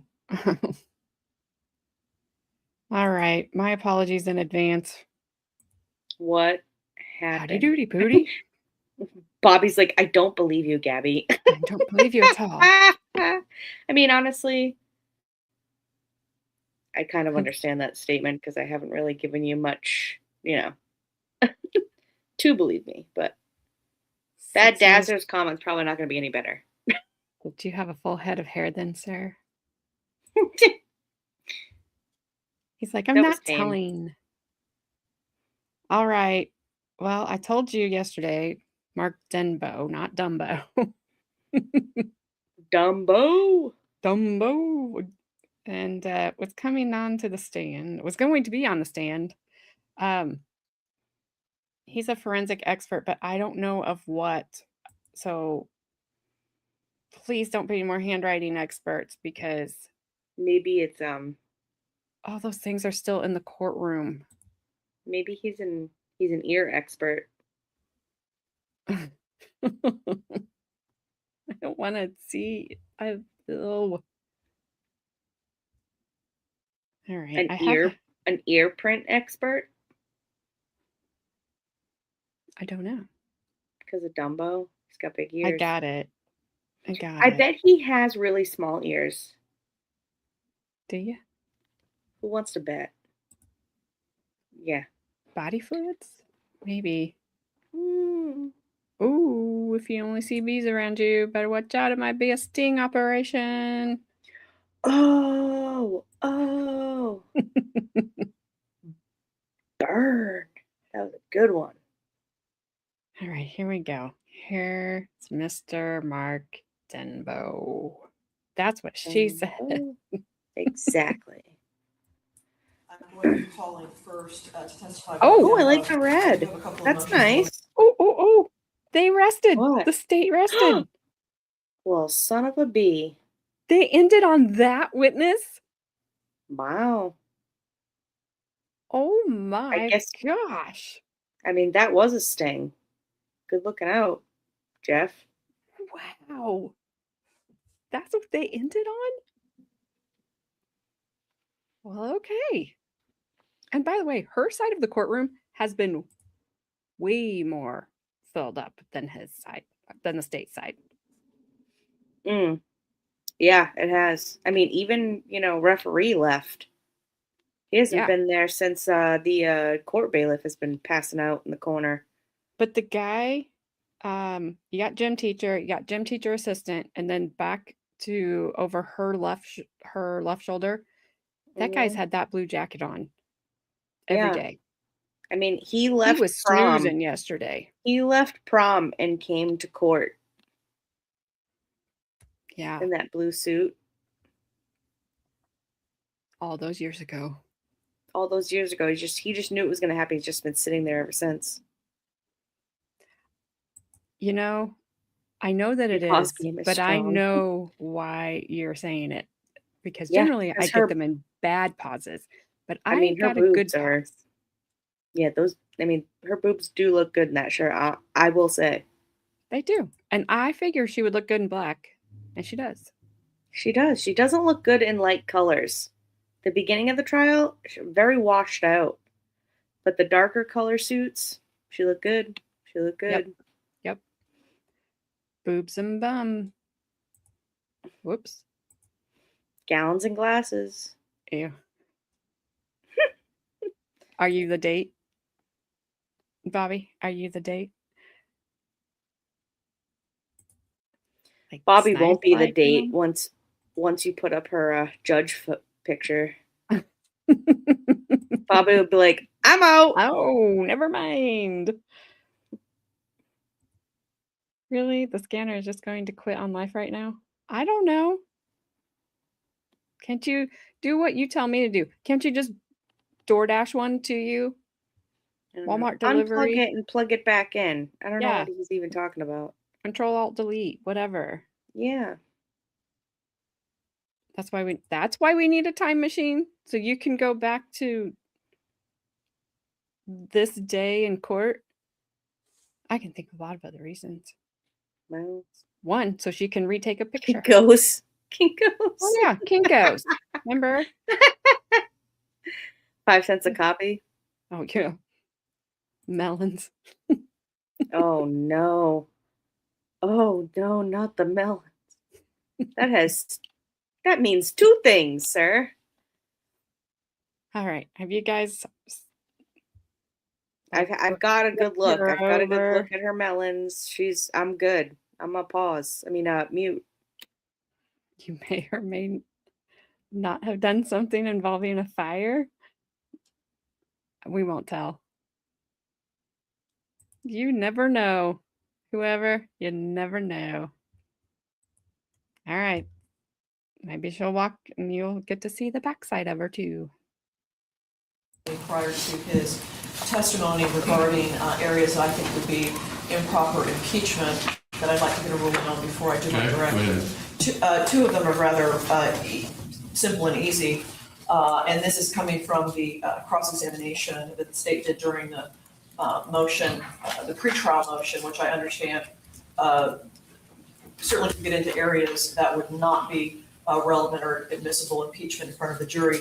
One of those areas of inquiry is as to whether or not my witness has represented persons in Guantanamo. Certainly, collateral has nothing to do. That'll be great. The second would be, there was an implication that a appellate order was issued that had some erroneous information. There was no implication that Mr. Dembo had testified wrongfully, just that this somehow, for whatever reason, wrong information ended up in a footnote in an appellate case, and there was some implication that he had some duty to correct that. There isn't such a duty. It's a collateral issue. I do have a couple of cases that I think are analogous, but I think that would be improper impeachment to infer that he somehow had an obligation to correct that appellate footnote and didn't.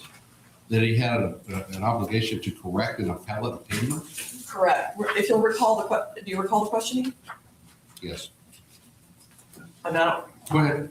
I think that would be improper impeachment. The third issue, Judge, is one that the prosecutor brought up this week. Here's what I don't understand about the appellate issue. I don't think it's ever a witness's obligation to correct an appellate opinion. That would be up to the attorneys representing the parties if there was some error in the opinion. I agree with you.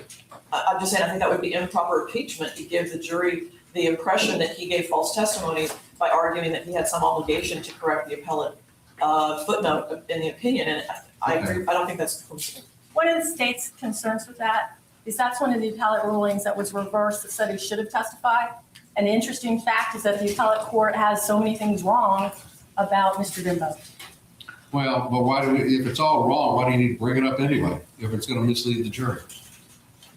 the facts were wrong about Mr. Dimbo. So if there is an appellate court reversing saying he should have testified, the fact is that the court was under the wrong impression. I don't see how that is relevant to this. And as to the Guantanamo Bay, Yeah, I think it's clearly relevant that occasionally this person actually does what he has been educated to do. I think that's relevant too, that he's an attorney. But I don't think who he represents is relevant. I think that's far more prejudicial than probative. And that's not going to be asked. That would be like, well, do you represent Ted Bundy? What difference does that make? Because at times he moonlights as a so-called expert, and at times he actually practices law. Then you can ask him that question, but not as to specific clients. That's way more prejudicial than probative. I'm going to grant your motion on that. And I don't see how what the appellate court said is relevant.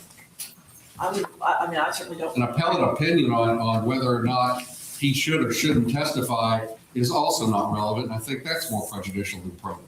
All right, what else? The third issue is a little bit more complicated, and this was the issue that the state brought out when they asked the court to order a transcript of the hearing last week. Last week, Mr. Dembo was asked if there were any occasions where his testimony had not been allowed. Okay. And he talked about a case in Tennessee. It was a chancery court, meaning it was the court makes the decision, but there's an advisory jury. It was in a wills and estate case. And he went in and had a very lengthy Daubert type hearing criticizing Mr. Bastrick and the methodology. And this would had to do with whether or not a signature on a will was traced. After that hearing, the court issued an order saying that Mr. Dembo would not be testifying in front of the jury. And that order refers to the quote unquote finder of fact, which was in fact the judge who had already heard it all. All Mr. Dembo knew was that he wasn't going to testify at the trial, that the judge had already heard everything he had to say, and that the judge was agreeing to let him appear pro hoc vice and do the cross-examination. He did not say anything contra to the order. My objection is twofold. Number one, to attempt to impeach him on the quibbling of whether not being allowed to testify in front of the advisory jury was actually being cut out when you'd already given the entire testimony to the person making the decision. Number one, it's very confusing, misleading, and it's. Okay, as to whether or not he was allowed to testify before the jury, I think that's a proper question for her to ask. You can follow it up with some direct examination, and she can ask him if he's ever been prohibited from testifying before a jury. Here's my concern about that issue. As we've talked about when it comes to this, there's two areas: the methodology and the pointing out similarities and dissimilarities. He ain't going to be pointing those out. If you look. All right, go ahead. I agree. He's not going to be doing the pointing out similarities and dissimilarities. So whether or not he's been precluded from doing that before really isn't relevant because he's not doing that here. And it's going to give the jury the impression that in other cases, he hasn't been able to say the things he's saying to them and that they should take it, therefore, with less meaning. Now, I think it would be relevant if you're talking about where he's been excluded from talking about the methodology to the finder of fact. That may be relevant, but I don't think it's relevant to point out other situations where he's been narrowed down to the same way that you are, because that gives the impression that in other cases he's been told that he couldn't testify about what he's testified. You know what? Let me tell you something. Both of that comes in one way or it stays out one way or another, depending upon the skill of directed cross-examination. I am not going to prohibit the state from asking him, has he ever been prohibited from testifying? And because he has. He has. Now, if you want to clear that up on redirect, that's fine. But as far as my giving a motion in limine as to what they can ask him about, because you don't particularly like the answer to the question, and you think it may be confusing, I don't think that's going to be confusing. And I'm going to deny your motion as to that. But you can, cross-examination and direct examination is where you bring out these flaws or attributes, not by the court limiting the testimony of a witness in this particular instance. Also, I want to be very clear. He is not, let me tell you what I'm going under. I'm going under 7, 9701, he is not an expert on handwriting analysis or on handwriting identification. He is a witness who is going to testify about methodology and why he thinks it's flawed, because he has, in this court's opinion, an extreme amount of knowledge and experience that would help this jury understand, one way or another, whether or not handwriting, because I know that's part of your case, handwriting identification is a valid science. They've heard from the expert. Now they're going to hear testimony as to why the expert may not be right. We're on the same page. Okay, but that's as far as his testimony is going to go. Okay, because he is not an expert on handwriting analysis or identification. All right, anything else? Okay. Your Honor, there's a last area from the state. I was provided a PowerPoint presentation. We're not using it. Okay, that takes care of that. Monday night. Okay, do we all understand each other? Yes, sir. Yes, Thank you. crystal clear. All right, that's all I need to hear. He's like, let me yell at you. Okay, thank you. Actually, I was fine. I was fine with him giving it to the little redhead. She deserved it. Dang it.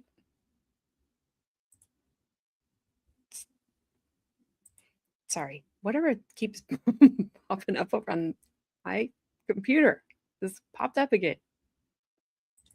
This is about as forceful as Judge Lubit has been. So now that I know that the state rested, I think we're going to watch some more handwriting analysis. Oh.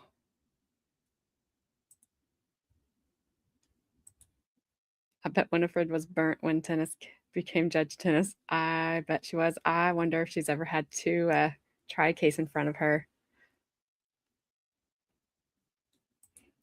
Okay, Judge, now say it with me. Ribbit.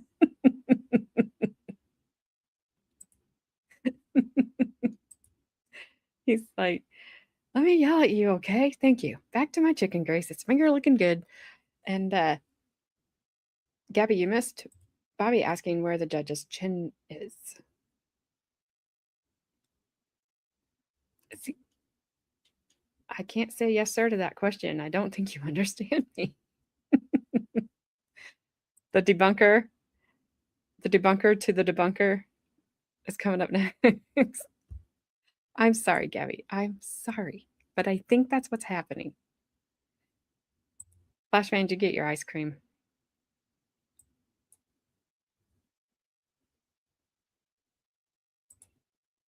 The judge's chin is in the chicken bucket from KFC.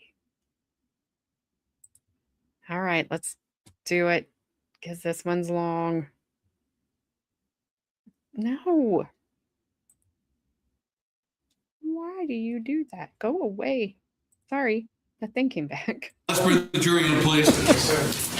And hold on, Jose. It is my intention that we are going to finish your case today. And if that means we're here till 8 o'clock or 9 o'clock tonight, we're finishing your case today. So just y'all be aware of that time loss. Okay, go ahead, Seth. Would you please state and spell your full name? Mark Denbo, D-E-N-B-E-A-U-X. And Mr. Dembo, what do you do for a living? I'm a professor of law at Seton Hall Law School. And what is your background in education? I went to college in the College of Worcester, Ohio. I went to New York University Law School. And then Okay, I don't think his mic is on.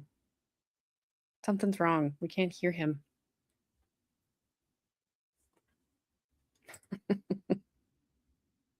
If it doesn't get louder in a second, I will turn it up. Or I will try. I practiced law for 4 years in New York City, teaching at Seton Hall Law School in 1970. And what topics have you taught? I taught a variety of first-year introductory courses. My area of specialty is concentrating on capital crimes and evidence. And one of the special subsets that I doing is publishing, teaching on for witnesses and in particular the role of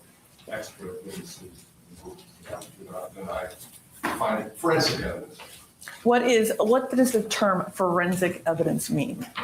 Well, that's interesting. Forensic means pertaining to law. So a forensic witness is a witness who's testifying pertaining to law.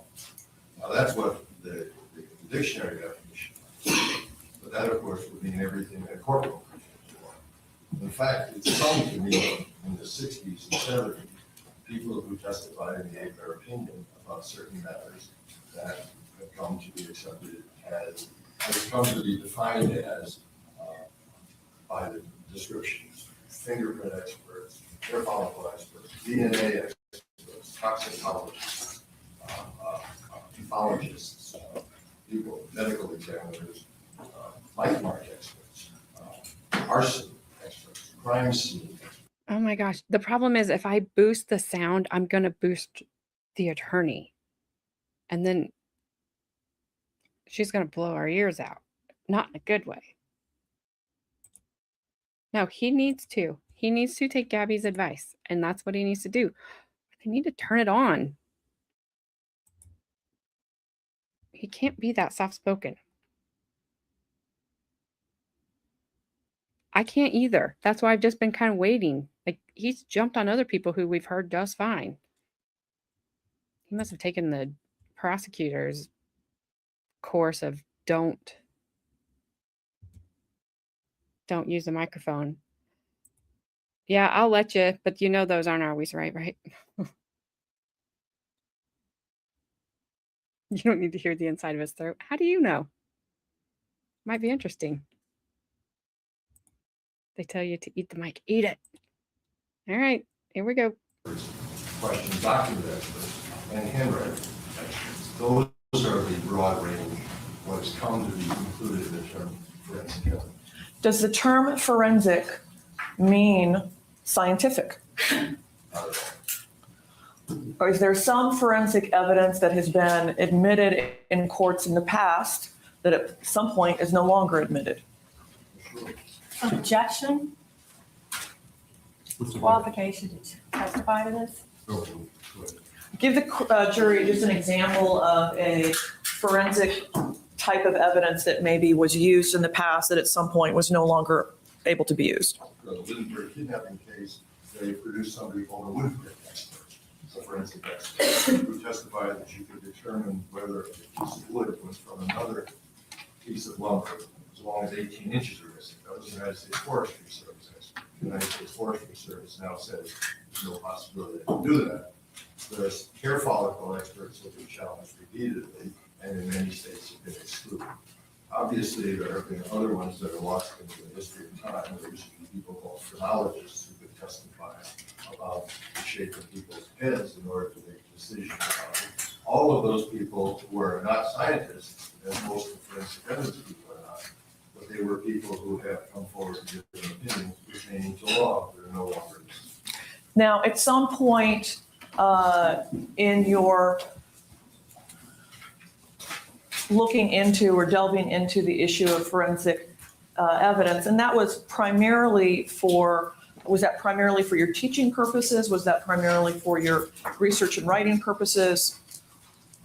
Once the idea popped into my head to look into handwriting, it became a scholarship issue. As time went on, it became an academic issue in terms of the classroom, and then, of course, it became an issue dealing with the disability of forensic document examination and the ways that should be dealing to it in courts. When you first started your investigation into handwriting comparison, when would that have been?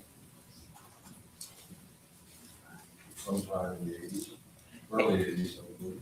And originally, did that start out as some intent on your part to develop an area of specialty so that you could go testify in courts around the country? At some periods of time since you began teaching, have you also at times practiced law? Yes. And at times you have testified in cases such as the one you're testifying here today. Yes. But your primary employment has been throughout that time as a professor at Seton Hall. The term forensic document examination, or that category, covers a lot of areas other than comparing handwriting, correct? Yes. And are there areas of that that are encompassed that you do not challenge the basis of? Sure, all the parts that are science. You're going to talk about chemistry of ink, that's science. You're going to talk about the paper, that may be chemistry or physics. You're going to talk about whether something is typed or handwritten. That may not be science, but it's not something that anybody's challenging. If they want to talk about computerization problems and whether a signature is computerized in some way, they have a wide variety of areas. And in fact, National Academy of Sciences distinguishes between question document examiners who examine the question document and handwriting people who compare handwriting in order to make a determination as to who wrote the documents. So at some point in the 80s, it came to you, or you began to suspect that there might not be a valid basis for this forensic evidence out there. Bleeding. Suspect. What is it that led you, or what thought did you have that led you to? She didn't have to say objection anymore. She just gets to stand up, cross her arms, leading. She's like, I learned a new one. I cannot stand that lady. She gets on my nerves more and more every day. Delving further into the underpinnings of comparing handwriting. It was brought to my attention quite by accident in a small little case where I discovered that a forensic document examiner refused to take a test. I spoke to the prosecutor who had asked for the defendant, in the case I was representing him, to give an exemplar of his handwriting.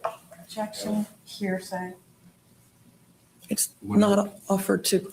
Whatever that is, This is whatever he says that somebody else told him, at this particular point, especially that question, is hearsay, and I sustain. So it was, you began to have doubts as to handwriting Objection, comparison. bleeding. Sustain. Well, he can explain why he has those doubts, as he was just trying to do. That would be fine. Ask him if he has doubts. Do you have doubts?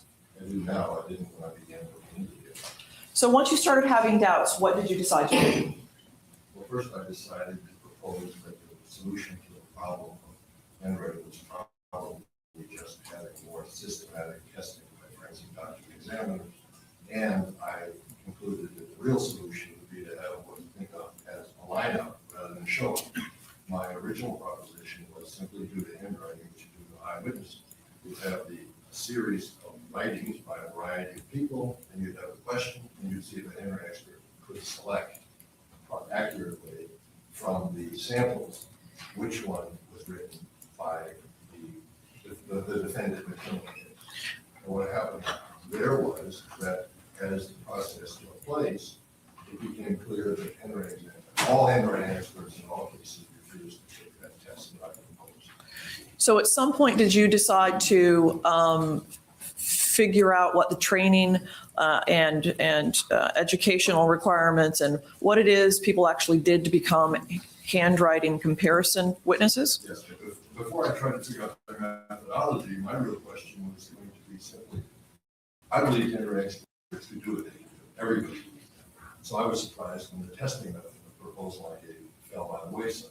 At that point, we began with two of my colleagues to decide what the evidence of proficiency of handwriting experts were on taking tests. We reviewed all of the cases in the country, all 50 jurisdictions in the federal courts, and couldn't find them. So then we decided. Wait. When you say that, you mean that you were looking into what challenges had been made, what real challenges to the methodology of handwriting comparison had been made in courtrooms? Beginning with the idea, what was the basis for allowing them to give an opinion about authorship? There ought to have been some time where somebody could show they could do it, the judge ruled on it, and it proceeded. Now, you would agree that handwriting comparison witnesses have been testifying about these issues in American courtrooms for 100 years. And so what you're saying is that it's kind of the emperor has no clothes and just nobody's pointed it out until recently. Apparently, that's what we discovered last time. The Lindbergh case that you mentioned, is the fact that they used handwriting comparison, or there was testimony about that in the Lindbergh case, should that make us feel more comfortable that this is a well-established? Objection, bleeding. Sustained. It's not leading. Does the Lindbergh case have any effect on your belief that this has a basis? Yes, as we look through the history of how handwriting came to be recognized, the Lindbergh case became the dramatic example. Because in New Jersey, there was a trial in which the defendant was accused of getting written. Objection, hearsay. And in that case, I then went and read the transcripts of all 7 of the forensic document examiners who testified, and they all said he wrote it.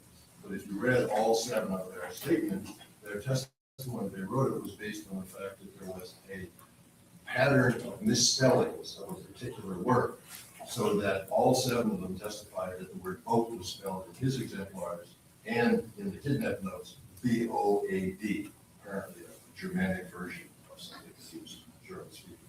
So the testimony there wasn't that they could look at the shapes of the letters and say he wrote it. But the testimony there was circumstantially how likely was it that he should have the author of it if he had this unusual misspelling. That's what the handwriting experts testified about. So we concluded that didn't validate their ability to look at the shapes of letters to decide whether or not that was how they could accurately judge it. That was based on other circumstantial evidence that corroborated their theory.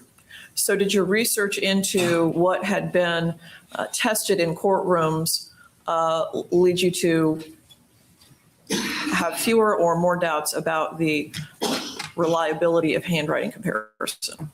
At that point, I assumed there was a basis out there. We just hadn't found it because people had been testifying for 100 years. So we went further and decided if the law had not reviewed it, then we're going to check the social science literature. Because somewhere out there, you would think somebody had made studies of handwriting and demonstrate that people could accurately do what they reported to do in court. And that led us to discover something called the Forensic Science Foundation test. The Forensic Science Foundation was the proficiency testing arm of the American Academy of Forensic Science. And what happened was, when we found their studies, which were officially not published, but were available, they did 5 sets of tests in the 70s and 80s, testing what it was the forensic examiners actually did. That is, they wouldn't give them pages of undisguised writing and then say, see if you can make a match. What they would do in those cases was say, okay, here's a kidnap note, here's some other ones who make a match. And in their own proficiency test, they were right 57% of the time. They were unpublished and wrong 43% of the time if you excluded inconclusive. And at that point, I was becoming deeply suspicious because I could find no basis for their ability to do it. And their own testing mechanism raised the prospect that they were barely better than Johnson. Now, did that lead you at some point to delve into the textbooks and what it is they would have done to teach themselves to do this? My colleagues and I decided we had to publish these studies. So we wrote a law review article that was published in the University of Pennsylvania Law Review. And for that article, we contacted forensic document examiners to find out how they did what they did, what their sources of information were. And the appendix lists page and a half of works that they had given us and we had found elsewhere. And we read through all of them. And it was actually fairly difficult because every one of them was basically anecdotal. It was sort of using, arguing the product rule without having any data to compare.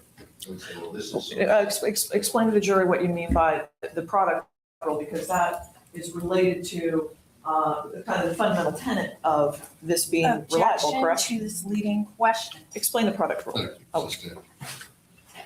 The product rule really works on the proposition that if you have one fact, you may not prove much.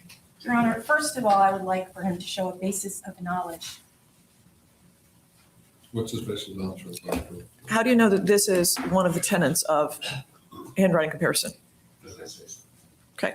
And who is it that says so? Osborne, the founder, was the first person to discuss this. All right. Well, we heard that The name. state's objection is there's been no predicate laid for his knowledge either in mathematics, statistics, or forensic handwriting comparison. Well, I don't, The witness yesterday testified that he read this particular author. I think that it's fair for this witness to comment on what that author had to say. I think you need to lay some foundation though about, I don't even know that he's read this author. All right. So please lay a foundation. Mr. Dembo, there was a list of textbooks that were utilized by for training by handwriting comparison folks, correct? And in this list, was Mr. Osborne in there? Absolutely. Okay. He's considered the founder of this field. Now, did you read the list of textbooks that was the foundation of the teaching of people who were trying to learn how to do this handwriting comparison? Yes, bearing in mind textbook was not the word, because some of these are the 1890s, 1904, when people are trying to figure out what it is. There were attempts to distinguish forensic documents and graphologists. So there were a lot of other issues floating around there before Osborne came forward. But these are the fundamental backbone of the theories behind this inquiry. These are the works of the forensic document and read in order to train themselves the opinions as to authorship of disputed writing. And who is Osborne considered to be then in the field of handwriting comparison? I don't think any forensic document examiner would dispute that he's the founder of the field in every fundamental sense. His first work was in 1911, he was done again in 1929. He's done other pieces and other people followed every sense. And If he says something that's difficult for their opinion, and he has some lots of statements in there that are inconsistent with their practices, then they have to explain why Osborne's statement. It's not that it's wrong, it's not that he's wrong, it doesn't mean quite that it's interpreted. and the mathematical rule that he talked about. Well, he made reference to the product. Or the state would object as to hearsay. It's Yeah, I'm going to allow the testimony, but come on, please. Give me a little more detail on what you did in order to delve into this world of the basis for handwriting comparison testimony. After we came across the test and raised concerns, Dang we it. then reviewed all of the literature that they reported as a basis for the training and experience. And what, give some examples of that. Well, I think Osborne, I've actually listed them there in the text. There's 3 Osborne texts that are there. Hilton is there, Conway is there. Many of their works were dealing with aims. I don't think people care about the theories of forgery were in the 1880s and 1890s, except they're not used today. And we went through the history of how it evolved all the way up until the present. And there are some other works, although not the treatises or textbooks being written, but there are a lot of papers being given, case studies, and I've attempted to review all of those that have been published in any form that are available to the form of the And when you say published, you mean research in the area of the reliability of handwriting comparison? No, the only thing that I've helped with them as a result, after the publication by the Forensic Science Foundation, then studies began to be done by the various agencies trying to determine the actual degree of what forensic document examiners could receive. The thesis of our article was that if they're right 57% of the time, they're wrong 43%. One of the missing parts was how well do lay people do? We submitted it's basically 57-43. How do you know that lay people wouldn't do approximately as well, in which case they offered really nothing. And that was our hypothesis. We went to the American Academy of Forensic Sciences at one of their conferences in 1996, proposed a proposition that they couldn't do what they did, but that their tests did not support their ability to do it, and that they needed to do tests. Tests did follow from that. And by tests, you mean reliability testing, Proficiency. proficiency testing.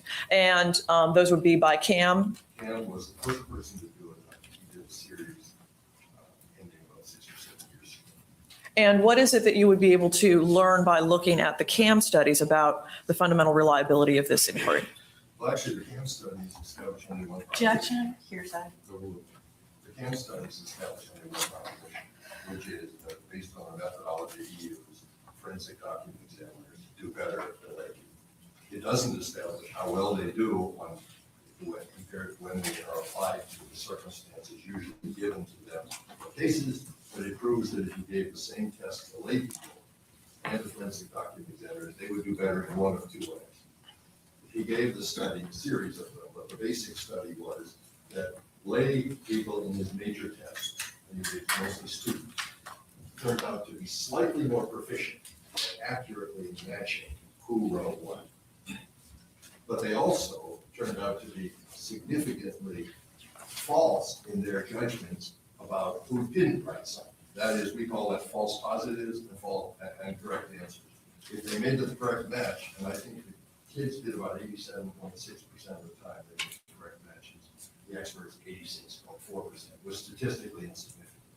But when it came to false positives, the experts were falsely identified people as authors when they weren't 6.5% of the time. And the students did it at least 5 times worse than that. They made many more false positives. Now, was the actual exam itself released so that it could be looked at as to whether it was skewed or not skewed in either group's favor? No one's been able to see the data. Many people, including myself, have asked for it and it's been refused. So the data upon which these conclusions are based is not available. And the reason that's significant is when I said Objection to the narrative. Sustained. Why is that significant? that, I said that the test only determined whether lay people could do a better job than expert or as well as, and the answer was not when it came to avoiding false positives. But the one thing the test never determined was which of those who testified as forensic document examiners made mistakes and which did not. There's no study out there that will determine which forensic document exam, they're batting average if you want. You can't tell from CAM studies or any other studies whether any person has been right all the Objection time or to the wrong. narrative. Was information available, for example, as to whether 5% of the students made 90% of the errors? Well, there was some of his data in the first study indicated that if you looked at how the students did on his initial test, what happened was he said they averaged 8 false positives. But if you look, it was sort of trimodal. If you looked at the bottom third of those who took the test, students, they probably averaged 18 or 20 errors. And if you looked at the top 2, they averaged, I believe, 1 or 2 errors. They made 1 or 2 errors. So what you had was a very broad range of accuracy. And it was suggested that there were motivational questions when we gave college students these tests in this way. And it was also suggested that saying lay people average. Objection to the narrative. What, so there were questions, an unresolved question, and lack of answers as Objection to to the leading question, Your Honor. Sustained. what other questions remained at the end of the CAM studies regarding the reliability of handwriting comparison. 2 questions. How well did specific examiners do in regard to how well lay people did? That is, how well did the worst document examiners do compared to the best lay people? That number would be very significant. And the second question was, why would one assume that, why would you average lay people's mistakes if it turns out the first study you did showed a wide range of accuracy? And the question was, the big one about motivation. Did the kids who took the test have the same concern and accuracy as the experts who did take it? And what could be the difference in the motivation of the students taking the test versus the professionals? In the second, I mean, obviously professionals know if they make a false positive, they have damaged significantly the weight and credibility of their field. None of the college students had any consequences except if they made a mistake, they didn't get paid for a correct answer. And they would lose that money. So if they came through it really quickly and hurriedly and took a small amount of money, there would be no downside for them except the amount of time they saved in comparison to the amount of money they might have made. And if the professional put down, basically, I can't decide, I don't know, what would that be marked as? The Professor Cam's second study had this motivational problem. If for every student who made a correct match, they would get 25. Your Honor, the state would object to this hearsay testimony since he's not been qualified as an expert This- in any field to Judge, I would- testify. I It's would- hearsay. Anything about the CAM studies that showed, Let me have both of you back up here for a minute. Get up here. Get back. Get up here. Yes, Haley, we'll say that's what it is. No, StreamYard gave us some free. They did it in Halloween, Thanksgiving, and now Christmas finally. Free stuff. I was just messing with it. I can show you the rest of it if you want me to, because I can't hear this dude. I keep hoping that Mafia court reporter there will realize that his mic is off. Like, driving me nuts. I know, but it's driving me nuts. Because somebody will complain. I couldn't hear it. Oh, sorry. I'll go tell the court.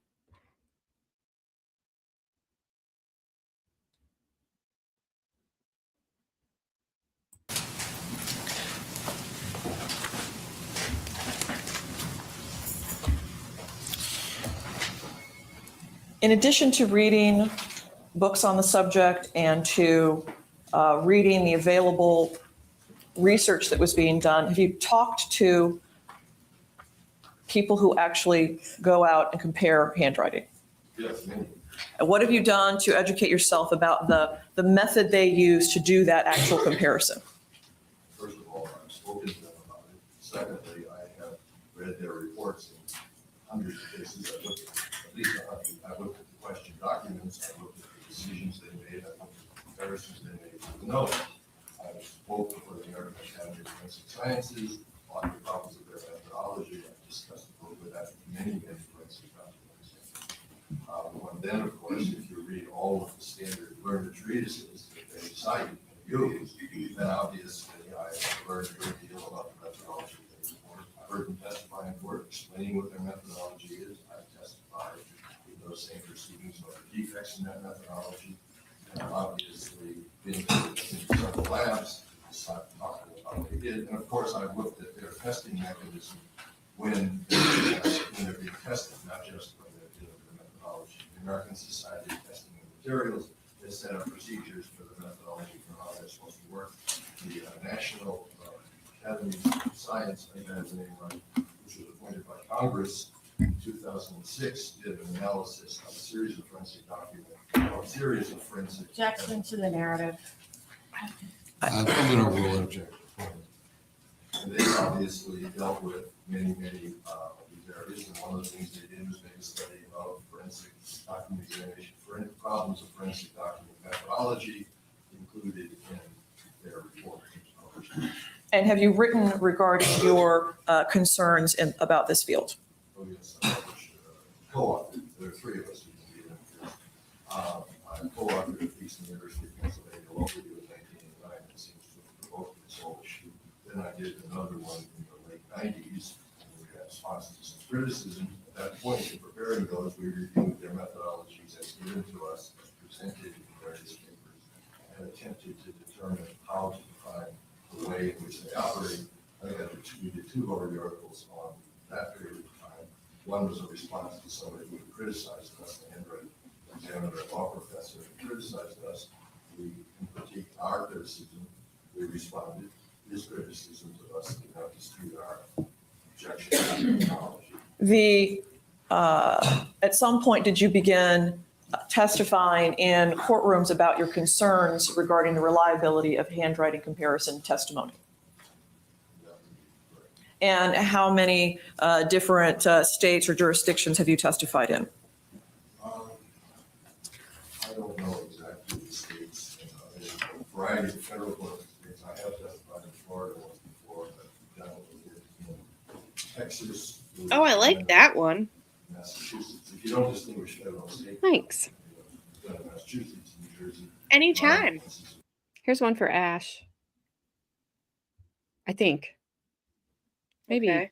maybe Haley and Bad Dazzer too. I don't remember. Do you guys have Boxing Day? Yeah. Well, Is that just Canada? I think that's Australia, ain't it? I'm pretty sure Boxing Day is Australia, no? I thought it was Canada. Or maybe I don't. UK. UK-ida. UK-ida? Yeah. It's Canada. UK-ida? It's UK and Canada. I thought it was Canada. See? Stephen's Day. December 26th. Saint UK-ida. Stephen's Day. Exactly, Bobby. I have no clue. She just made that up on the I fly. was just combining two places. I don't think they have boxing. Boxing Day is an Australian thing, I'm pretty sure. No, see, Bad Dazzer said Boxing Day in the UK. Haley Where said in the yes. UK? All your around boxers? the UK. Okay, I don't know. I feel like it's mean, kind of suspect, it's but all of them. kangaroo boxing, that's what I'm saying. Australia. What the fuck are you on about pineapples? Now get pineapples upside down equals you're a swinger. A swinger.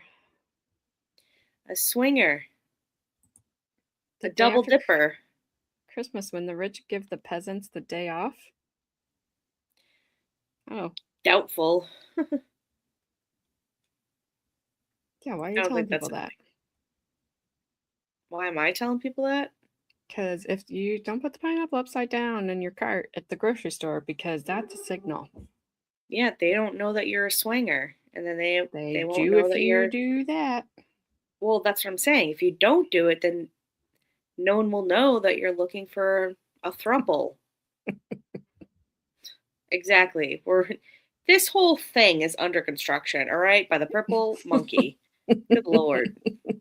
Boxing Day is there because your servants worked Christmas and they had the next day off. Huh. Well, I never had a Whoops. servant.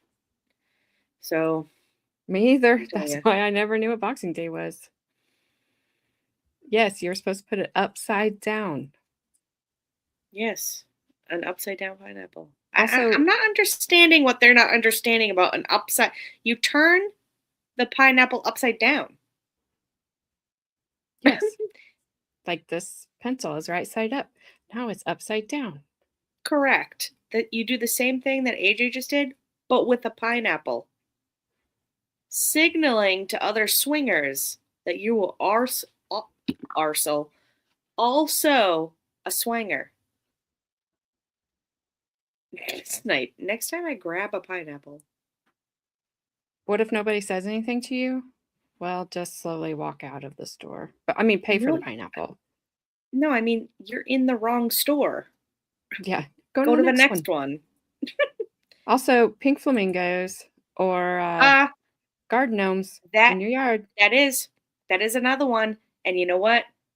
The neighbor not next to me, but the neighbor next to them has a huge pink flamingo in their front yard. And my aunt told me about the pink flamingo. And I was like, what? She's like, what are they, swingers? I was like, what do you mean? I was like, that's not a pineapple upside down. She's like, no, but it's a pink flamingo. And I was like, well, apparently that also means the same thing. I don't think there's any rules there, whoever. They might just want a throuple, like Gabby said. I don't know that you have to have somebody. But our not my So Gabby can't go in the yard they now. are now. The neighbors, a couple driveways down from us, they put all these pink flamingos in their yard one time. And my husband is like, I'm going to go up to their front door with an upside down pineapple and say, is this yours? Just hand it to them upside down. Yeah, it's like, is this yours? I said, if you do that and they say, oh, yes, it is. Come on in. You're going to shit because you're not going to know what to do. Well, I didn't know anything about any of this. So I was, I had to educate myself about it. I didn't know about the pineapple or the flamingo, but now I know. My sister educated me, of all people. And wow. She's not a swinger. So she's like, are you sure? No. I mean, I don't want to know that part of her life. I'm like, how'd you find this out? And she said a work party. I'm like, Haley. Okay. They're advertising their orgy. Yeah. Yeah. Yes. With all the No, I'm not even flamingos. joking. I'm not even joking, Bobby. I don't know about that. No. What Bobby doesn't understand about me penguins. yet is I'm I was raised old school Sicilian. That's a no-no for us. We now know the secret of Florida. That's why Florida is a whole other country. Oh my goodness. This is all news to you? We've educated you? Yep. Flash fan be like, those be penguins. So He's like, yeah, oh my I God, went- look at, they have penguins in their yard. They're swingers. Like, no, Flash fan, those are flamingos once again. Hey, I am glad that you all came here and learned something today. Since we can't hear this man, He's just I'm, like, wah, wah, wah, wah, wah, wah, wah, I'm wah, about to wah, skip wah. him. We have an Just, hour I of would him. honestly do it because why don't they have the mic turned on? Did they I forget? have Like, what is no happening? idea. I have no idea. Like, this is crazy to me. Let me skip ahead and see if he gets any better. Because Probably plus he not. hasn't even, like, he's still on his freaking qualifications. What, that whole thing was his qualification? I think, like, all his stuff that he knows and he learns and why he's, I don't know, because I can't hear it. Oh my Lord. Let me see if this is any better. You gotta The straight labels in Elvis, any dude. way add a Hang level of quantification to this examination? You need, is it, The labels add nothing. Nope.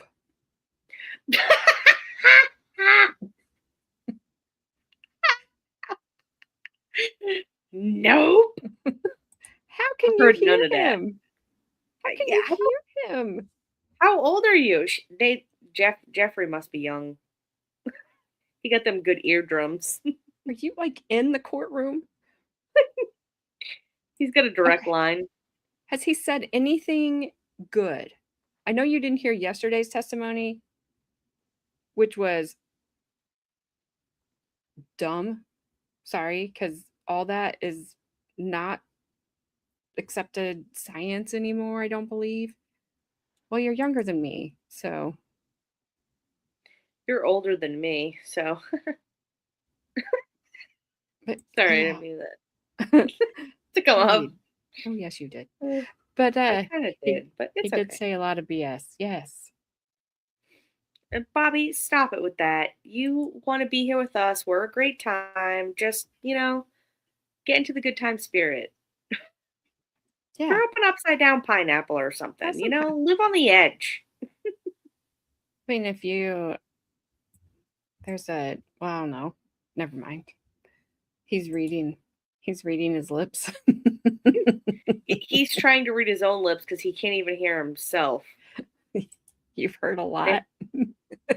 Yeah, it didn't come from that dude. Oh my Lord. Oh my gosh. Take the next shuttle launch. Bobby, we want you here. You should be here. So, If you guys just tell me, I mean, I've already like went ahead, but yeah, you but guys, take your grumpy pants off and put your less grumpier pants on. Jump in. I would really just prefer to hear his answers to I would really like rather prefer to hear anything at this point. I mean, anything. Has this guy got anything? I mean, I know where I was, so I can go back. If you guys wanted me to keep playing this dude, I will. I don't want to not let anybody listen to it. But I cannot boost him without making her super duper loud. Like, she'll be like yelling into your, I don't know. It would be like into the center of your brain. Yeah, like, you know. Just like women to not hear the man talk. Nah, we just tune you out. Yeah, we hear you. We hear you all the time. We just are like, okay. Oh, we hear you all the time. We're just like, shut the fuck up. All right, we have one skip vote. I'm a skip. I'm a slide, slippity slide. We got two votes. Somebody else better say something. Put up Oh, a slide. Here's if the you wanna turkey. skip. This one's a turkey wagon. What's a turkey wagon? This thing that I just put on the screen. Oh. Oh, It's a good turkey Lord, wagon. That's terrifying. Look at his eyeballs. I know. He's like, I see you. Trying to just says, cross the street. Happy holidays. That one's good. It covers the whole thing. Yeah. Let's get to the ladies. Yeah, let's get to it. He's been talking about your basic double-blind study where neither the person administering the experiment nor the people taking the test know what the results should be. Then an outside party checks. Huh. I believe that. I believe you, Bad You know? Dowser. No, I 100% believe him. Yeah, that's a fact right there. Skip, skip, jump. Slip, skip, jump. Skip, skip, jump. This is like the other word from the other night or last night we were trying to say. What was it? Yum yum something. Yum yum gum something. Remember that? I remember trying to say long slagger. Long. Well, we were saying longer schlonger. Oh, louder slagger, but I said longer slonger. No, but then there was like the spray or something, and we were like yum yum spray dum or dums. something. Yo, because I said num num. I said yeah, they were like num num dum dum spray. Dum dum num spray. Yum yum spray. Yum yum dum dum dum yum yum spray. That's what it was. That's what Jennifer Loudenslager wanted. Yeah, she needed the num num, the throat num num spray. What they found is that the so-called science of handwriting analysis is no more reliable than a complete guess as to whether two samples of handwriting were or were not written by the same person. I believe that. I mean, debunked. We debunked. And period. Full stop. I thank you for not blaming us, Bobby, because we get blamed. I promise you. Why am I hearing something in the back of my house? I do not know. Is it Fat Tony? Cream of some young guy. Yeah. And that was probably from the previous guy who was on the stand, Dr. What was his name? Ming? Dr. Ming. But he didn't look like Dr. Ming. He did not. I bet his cousin was probably cream of some young guy.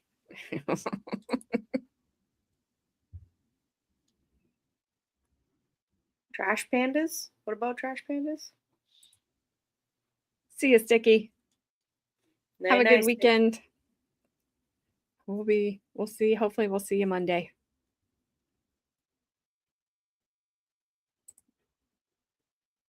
Was saying I hate everything forever. And that's why I sneak away to go pick on somebody on the internet, then come back. All right. Well, thanks for not picking on us. I mean, he picks on me all the time, but I'm okay with it. All right. Sorry if I'm making anybody mad by skipping this dude. You know what? If they're mad, message me in Discord. And you know what I'm going to say? Cry me a river, build me a bridge, and get over it. Okay. So we can just skip all of that and just move on. Who do we have? I need to find out what the heck is happening. Okay. All right. So we have. This is a very short one. This is Christopher Bracken Jr. being called back to the stand. It's like 3 minutes and 45 seconds. So of course it has closed captions on it because the long videos never do. This is Cheryl Bracken's son, the one that said that his mom, which is the sister of the defendant and Dick Cannon, who said his mom was making him uncomfortable because she was looking at him, the way she was looking at him, and she was yelling at him. And Stacey's brother took that and made that equal, in his mind, made that equal to the abuse that he endured, which they're not even close. We're not hearing something that has happened between Christopher Bracken Jr. and his mom. I don't know what it is. It's kind of like the jury's not going to hear about that their dad was unalived and found under the garage. He disappeared 18 years ago. So we'll see what he has to say.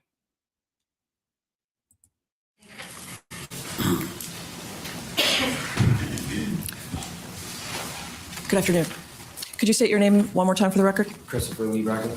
And Mr. Bracken, you testified to a number of things earlier in this case. I'm going to direct your attention specifically to conversations that you would have been having with your Uncle Richard in the early to mid part of 2003, all right?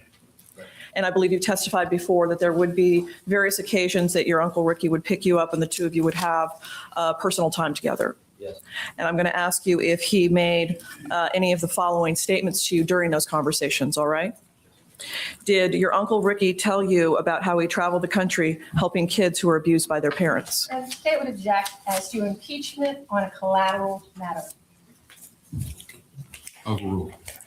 Did your, I'm going to repeat that. Did your Uncle Richard tell you he traveled the country helping kids who were abused by their parents? Yes. Did he tell you that he knew how to rob a bank?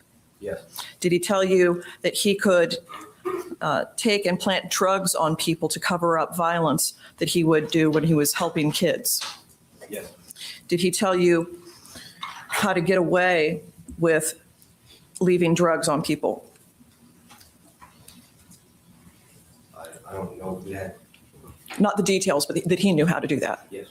Did he tell you that he was learning to hack into computers and into bank accounts and things? Yes. Did he tell you that he knew how to get money from people? Yes. Did he tell you that he knew how to kidnap people? Yes. Did he talk about having a taser and using that on people? I do not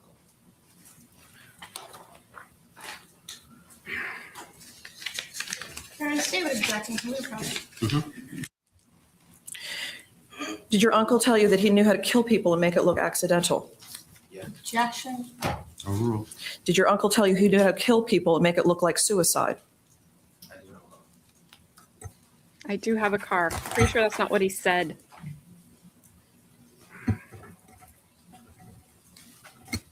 On the freaking mic. Do you recall giving a statement to law enforcement on December 16 of 2003? I remember speaking to them. Would it perhaps refresh your recollection if you could take a look at that transcript regarding that issue? Yes. I'm directing you to page 33, line 16. You just read that for yourself.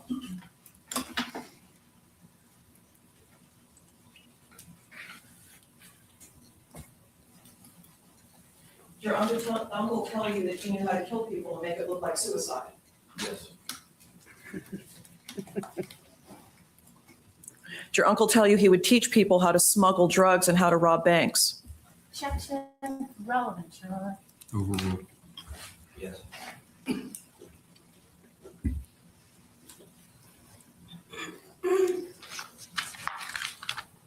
don't have anything further.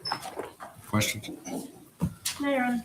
You can step down, young man. I'm just going to, I don't think it's a military shirt. I think it's just the brand. Whatever.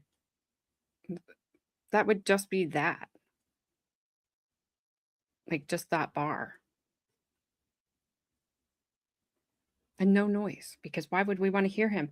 But I will tell you, if they don't get this fixed by the time that the defendant takes the stand, I'm going to be furious. Like, I'm going to be pissed. I've been waiting for her to take the stand. Oh my gosh. This is ridiculous. 2 witnesses and they don't even, they yelled at him the first, well, they didn't yell at him, but they should have. The first time he testified because he was too quiet. And they're like, he got louder this time without a microphone. Give me a break.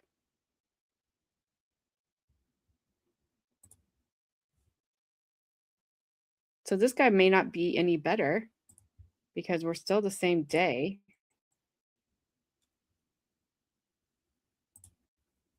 Who are you? Sergeant Kevin Stinger. Yay. Oh, for forensic computer examiner. At least it's not handwriting. I hope Gabby is okay.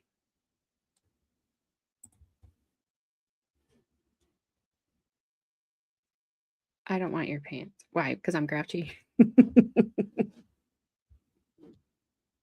Okay, I might need them because I'll be very grouchy if her testimony cannot be heard. And I don't believe this. All right, well, we'll see what Mr. Stinger has to say if we can hear him. Good afternoon. Could you please state your name and occupation? Kevin Stinger, and I am the Sergeant of the Computer Crime Squad for the Orange County Sheriff's Office. And briefly, what is it that you do for the Sheriff's Office? We do investigations into computer crimes and recovery of evidence from digital devices such as computers, cell phones, and PDAs. And how long have you been with the Sheriff's Office? A little over 24 years. And how long have you been doing computer-related forensic work for the Sheriff's Office? Since approximately 1996. And what kind of special training do you have in the area of particularly data recovery from computers collected by the Sheriff's Office? This state's quite familiar with Sergeant Stinger. What stipulated he's an expert in the area of computers? I think I have the right to establish his proficiency for the juror a little bit. All right, go ahead. Just briefly, what's your special training in that area? I have a graduate certificate in computer forensics from the University of Central Florida, a master's degree in digital forensics from the University of Central Florida. I'm a certified computer forensics examiner and a digitally certified forensic practitioner. And in this particular case, what were you asked to do? Examine a number of computers for evidence of the use of AOL and internet history. And were you at the home when these computers were collected? Yes. AOL. LOL. All right, let's go. That's what I thought too. Well, this is 2010. Wait.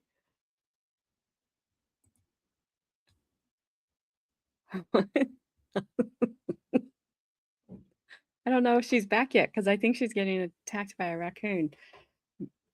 On Thursdays, we spin Gabby's block because while it sounds like she's more loaded than your Glock, it's not a coyote.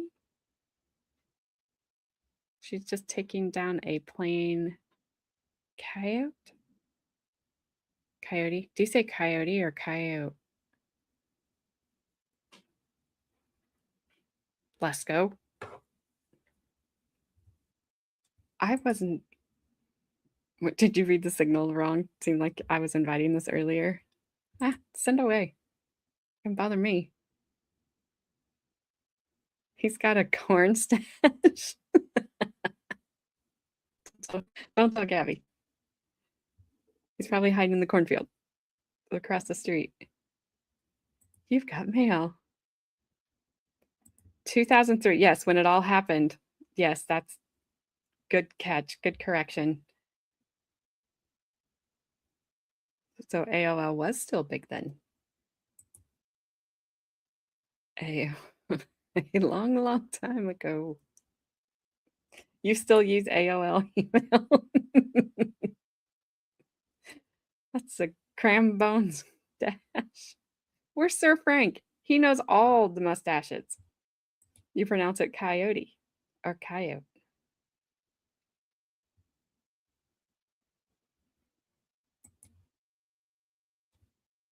Gabby, did you hear Lesko's super chat to you?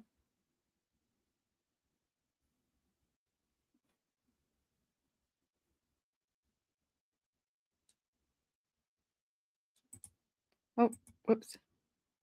It looks like the WW2 occupation. I thought you were telling us what the Sir Frank. I thought you were telling us about the stash. AOL coasters too. Oh, you didn't? Okay.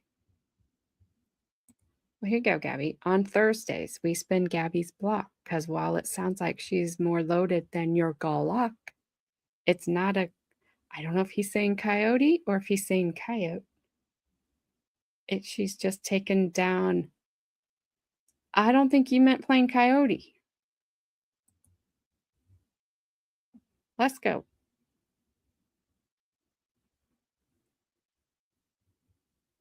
I don't think she's not here. She's fighting the raccoon.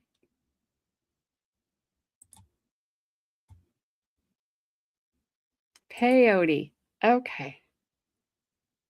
Yes, I'm happy. Well, it didn't make a sense. It didn't make sense.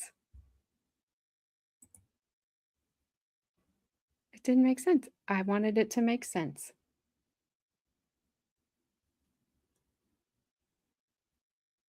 So it's peyote. All right.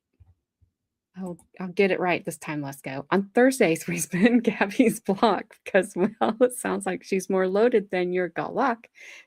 It's not peyote. She's just taken down a plain coyote.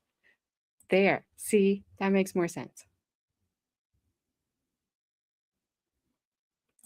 You were stuck on the ribbons on the shirt, but this guy's stash is a horseshoe. Thank you.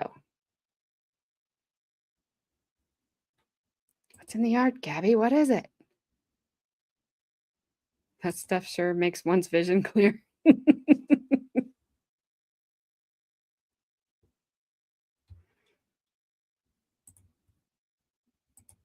I think I got a mouse in my attic. Ah.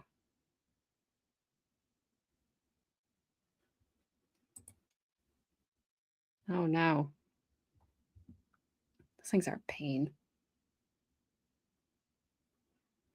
It's a corn stash. Let's see.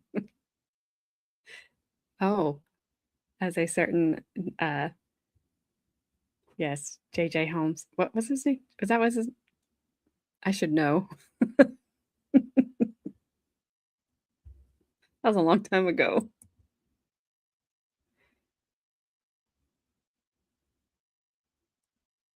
Are you running around the attic chasing it? Oh, John Holmes? I did a guy. I didn't.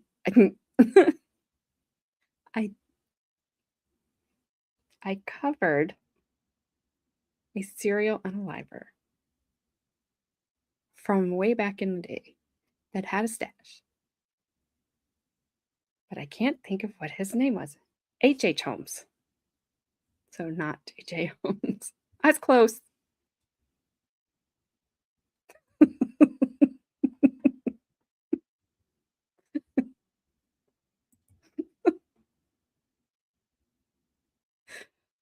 Huh. Well, things happen.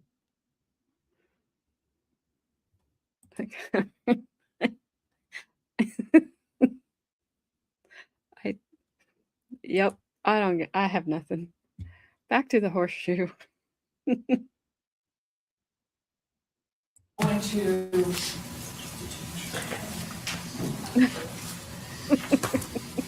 I'm going to show you what's been placed in the Show them evidence to the state.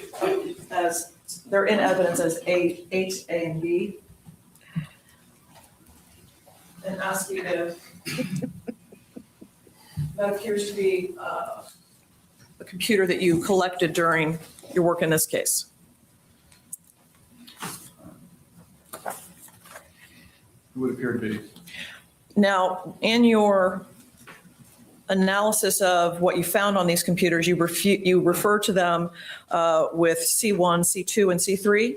Yes, ma'am. Which one of those designations would relate to that computer that we're looking at in 8A and B?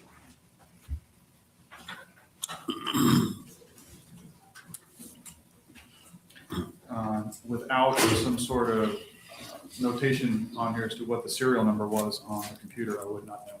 All right. And C1, what was that you collected?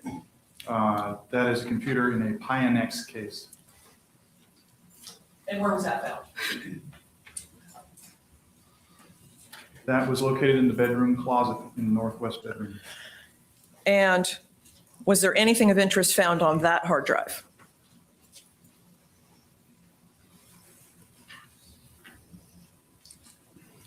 There did not appear to be any AOL activity, nor was there any internet history of any significance. And when was the last time that it appeared that that computer, that hard drive had been utilized? Did not appear that it had been utilized after 12/26 of 2000. All right, and that one was found, I'm sorry, in a bedroom, in a closet? Yes, ma'am. And where was C2 found? That was located on the desk in the same room. And what did you do in order to collect information off of that hard drive? We made a copy of the hard drive, and then we did an examination of the hard drive. And that hard drive was hooked up to a printer?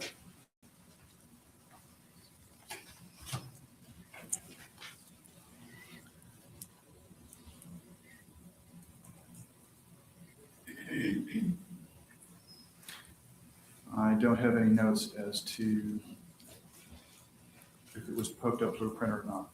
And what was the user screen name on that machine?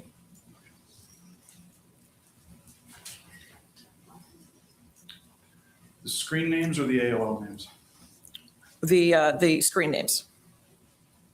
The AOL screen names appear to be Electric 4185604, Electric 4185619, Maryland MK 31938, and Maryland 31938.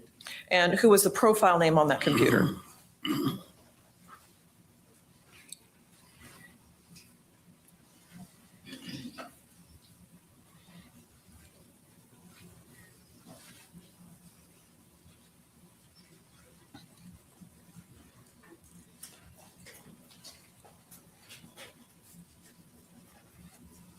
I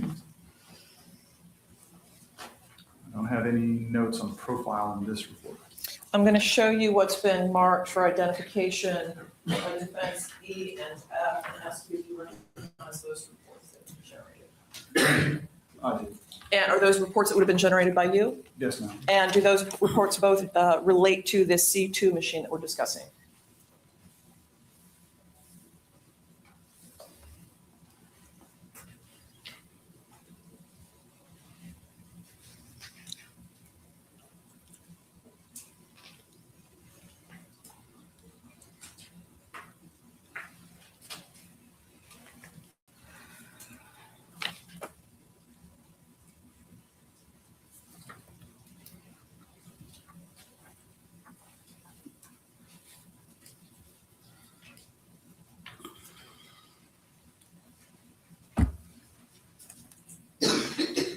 Based on the information just on here, I'm not going to be able to tell you which machine it came from.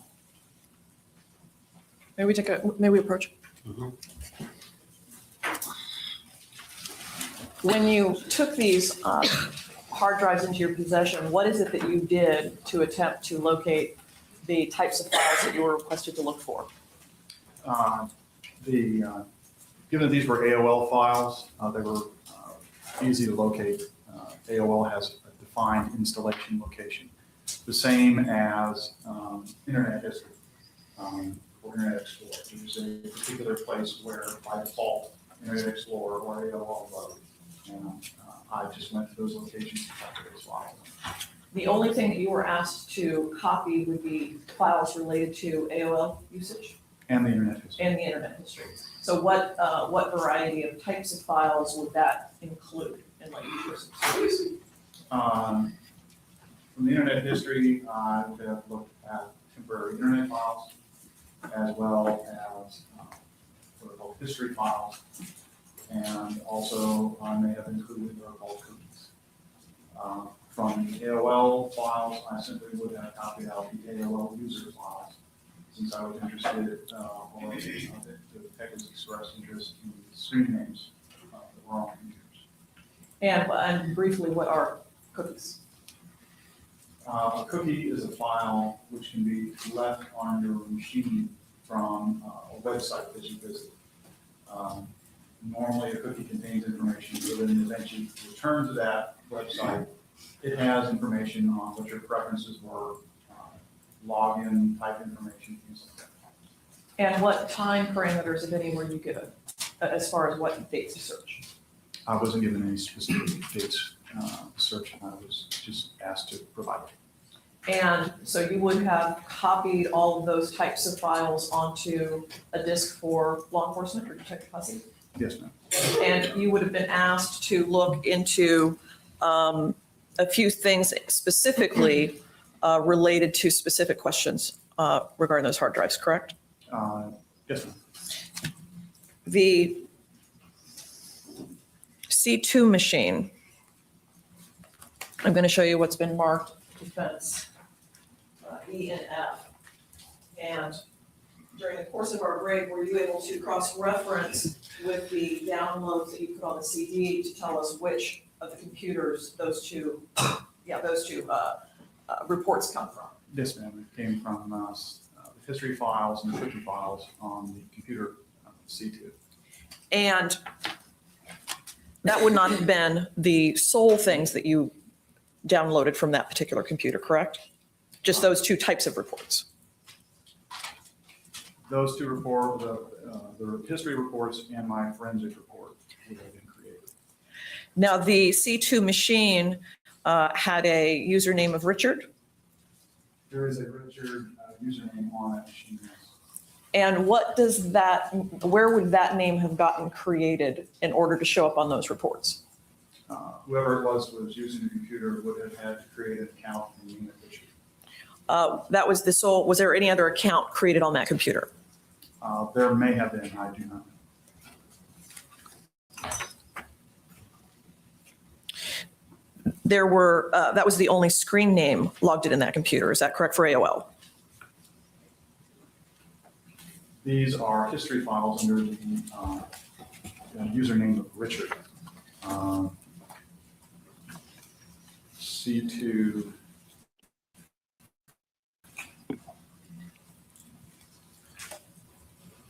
C2 has the screen names, AOL screen names of Electric and Maryland variations. Were there any other screen names other than those two? No other AOL screen names on C2 other than those. Would you have the ability to figure out whether or not that computer was password protected? Yes, ma'am. Were you asked to do that? No, ma'am. So at this point, you do not know whether it was password protected. That is correct. That computer accessed through the internet the SunTrust Bank, is that correct? It is my understanding that there are SunTrust websites in the history. The information that you're able to pull regarding that computer's activity on SunTrust, what is the computer? I can tell you that whoever was using it accessed the SunTrust website.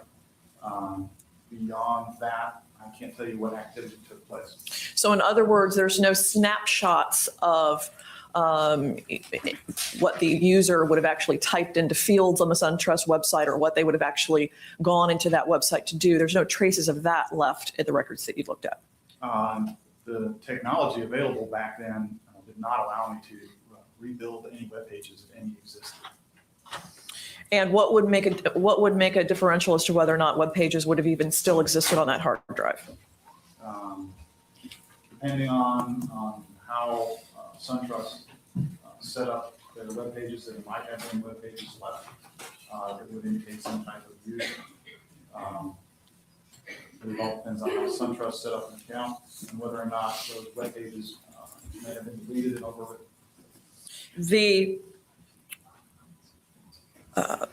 If you had located any other internet history for a different profile than Richard on that hard drive, you would have printed that out as well, correct?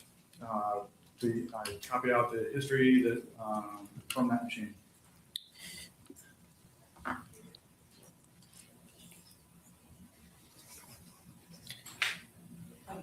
Move to have entered as that's next and next these two exhibits. No objection.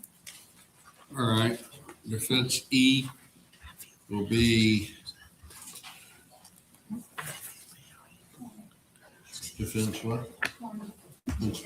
20? Yeah, so next one is 20. All right, defense 20 is E. And F is 21. Now, someone on that C2 machine logged in to SunTrust with a username Richard@SunTrust. Is that accurate? Objection, leading. It didn't suggest it. What is the login name that the person using C2 utilized at SunTrust? I do not know that. The username on the profile would have been Richard. What login that they use specifically at SunTrust, I do not know. So when on the history, it shows up looking at,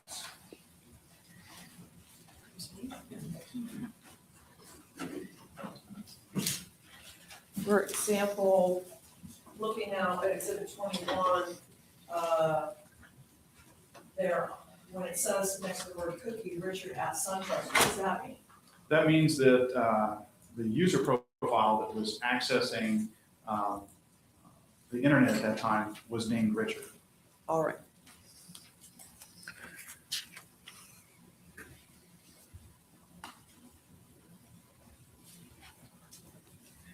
Would there have been any way for you to have known what PIN number was being utilized by this computer user to go onto the SunTrust website? No, ma'am. Accurate that the user electric 4185604 did not utilize AOL on that computer until December 6th of 2003?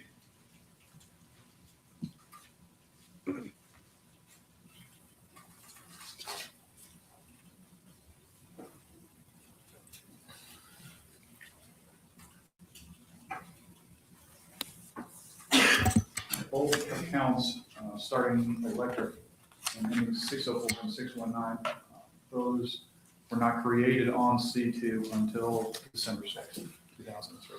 Were you asked to look for emails? Would you have noted that anywhere? AOL email, particularly back in 2003, by default, kept all of its email actually on AOL's servers and not on the local machine unless it was specifically saved to the local machine. And that C2 machine had a new operating system installed or reinstalled on December 6th?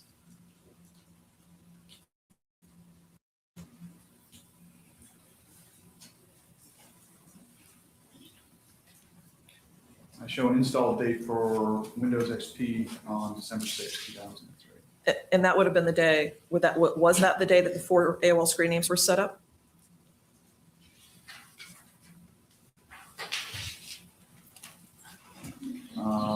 Maryland 31938 was set up on December 9th, which would have been 3 days later. And the other 3 on December 6th? Yes, ma'am. And what are the possible explanations for the showing of a installation on December 6th of that software? It is possible that there's a number of possibilities. One of which is that somebody needed to reinstall the software due to some sort of problem with it. There are several different explanations. A possibility that it was a new machine? Given that the install date is after the creation date of some of the accounts, I would say it's probably not a new machine. And if it was a reinstallation of old software or an installation of new software, what effect could that have had on internet records prior to December 6th? It could have deleted some. Now, the next machine that you found, you referred to as C3, where was that found? That was in, Objection, unless you can testify to his personal knowledge. You were there when that machine was collected, correct? yes, ma'am. And where was it collected from? Overruled, I think you already testified. The northeast bedroom on a desktop. And so a separate bedroom than the other 2 hard drives that you looked at. Yes, ma'am. And who was the registered owner of that machine?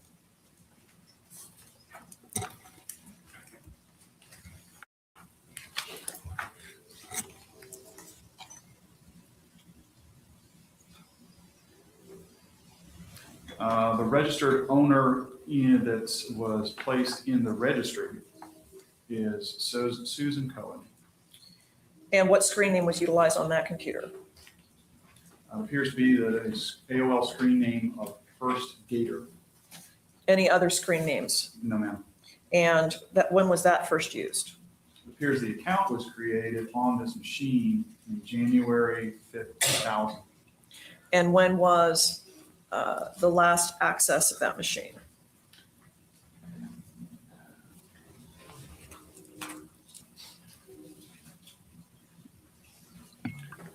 The last Holy time fucking that shit, my file, bad. that screen name was accessed by a user or some other type of program was September 8th, 2003. There was a internet history up through the date of your search, correct? Is that right? I did export internet history from that. I'm going to show you what's been marked with defense H and ask you. Dear Lord. We're almost What done. the heck?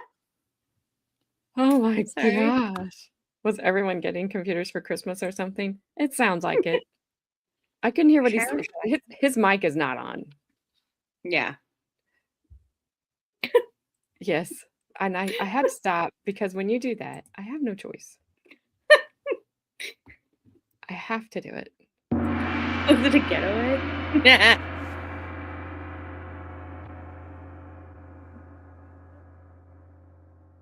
Order number 13, up. Order number 13.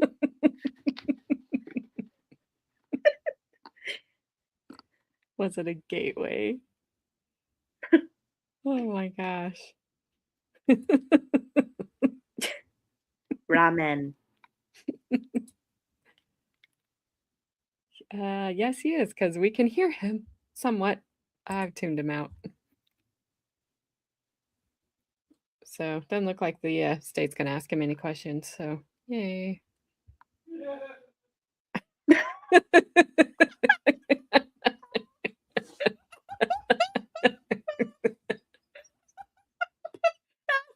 Perfect time.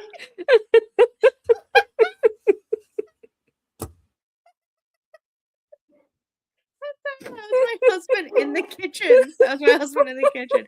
He doesn't know what we're talking about. Nothing. Oh my He's wearing gosh. his own headphones, listening to something completely different.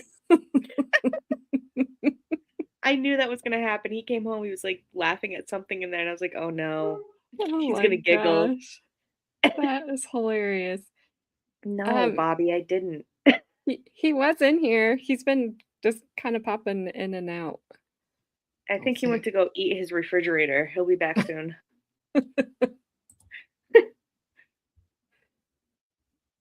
Oh my goodness. The random laughing at your house is awesome, Gabby. I think so. He's like, He has a great laugh. He's a great boy. Like he would do very well in radio or on the internet because radio is, he would. way. He does have a very good kind of voice for that, for sure. Yes, he does. Yeah. See, the dogs agree.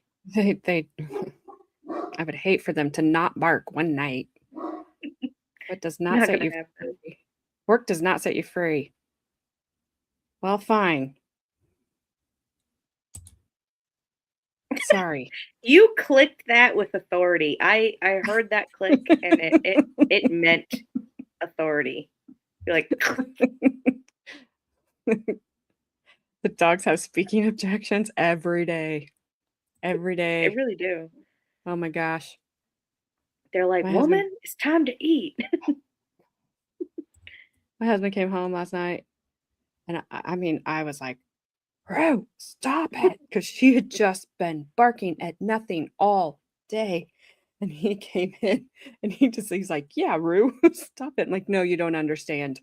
You don't understand. Like, I have a horrible headache and she will just not stop barking. She just won't. Borf. Borf. Yes, Ronnie, everything's okay. I may or may not have a mouse in my attic, and my husband is giggling at who knows what in the kitchen. Well, we will tell him if we see him. I don't know that he'll be back because we are like 2 minutes from being done with this. I'll definitely tell him you called him a nerd, though. Yeah. I'm definitely gonna say that. Gabby will definitely say that. I'd be like, hey, tomorrow morning when I join him in Discord, I'm like, hey, just so you know, F&D called you a nerd. Okay, I'm muting so All they right, until they're quiet. all right. That history report, that internet history report relates to that C3 machine. It does. I vote by consent, that's next. No objection. Received at Fence 22. And the username used and referred to in that history report?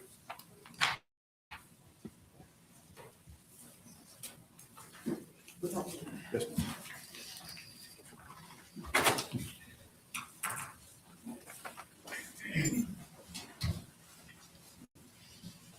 The user is S Cohen 3.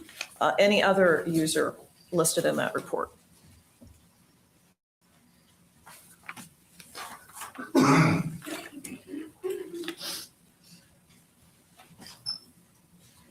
No, ma'am. Did that computer access SunTrust website?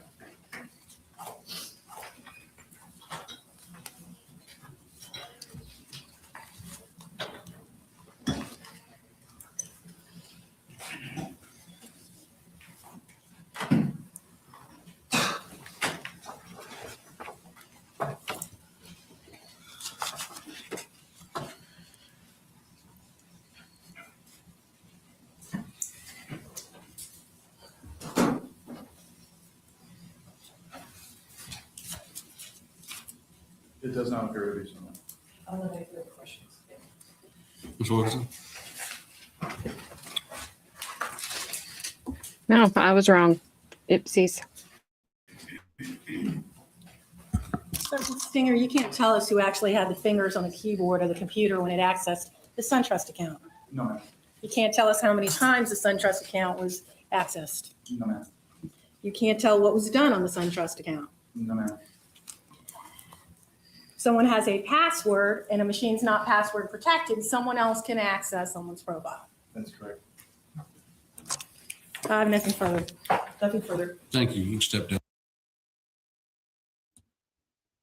Wow, that was riveting. Riveting. Well, you know what? I was just gonna say the same thing. Right as I pressed the unmute button, I was like, riveting. Riveting. I mean, Loved it. Thank you.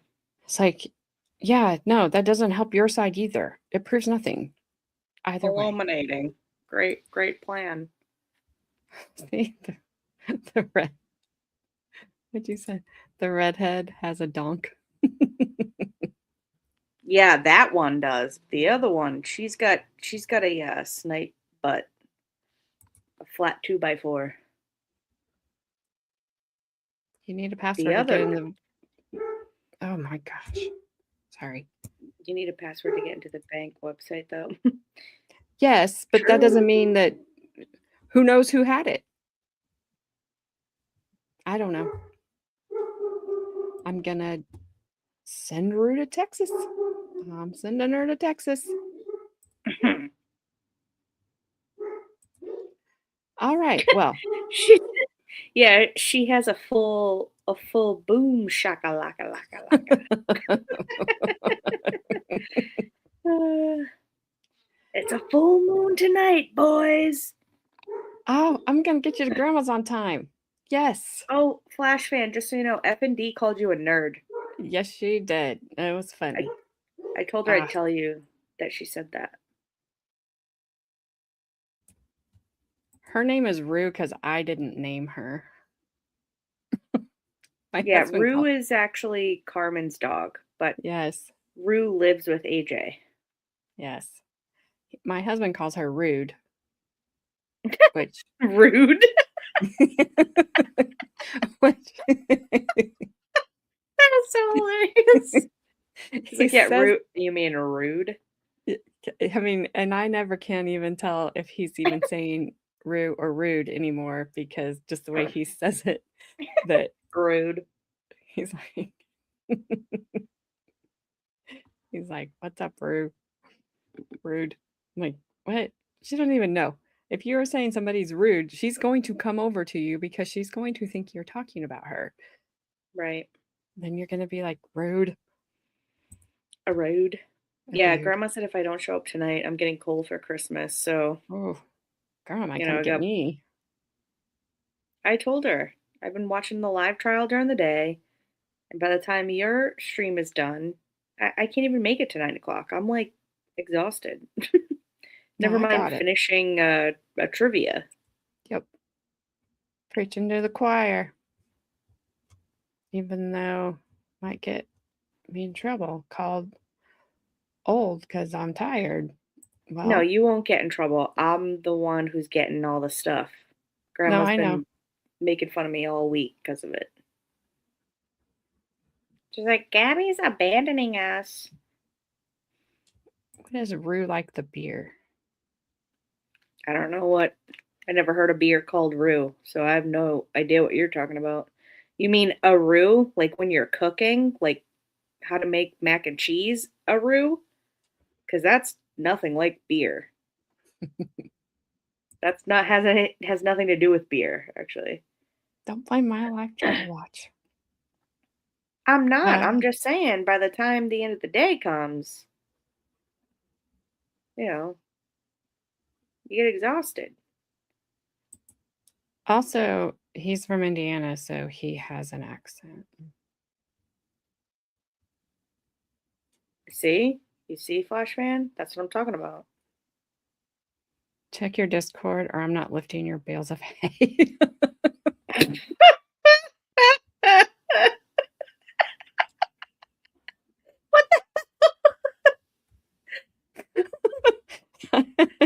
Aye, sir.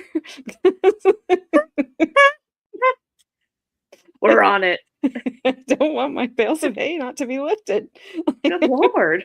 I mean, that's not demanding. Oh, man. That was good. I liked that. Rue your boat. Don't encourage Rue. Don't encourage Rue. Oh, that's what Don't. whoever said. Like, see, Flashman, it's doing all day trials is hard. Yeah, It's I forget. I forgot. It is. It's a lot. It's really tiring. Like, you're not doing anything necessarily, but it just wears you out. Just mentally, you're just exhausted at the end of the day. Yeah. Yep. One time I was riding my motorcycle next to a big truck carrying nothing but bales of hay.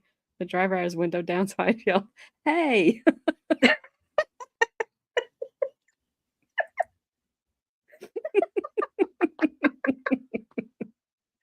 Oh my God.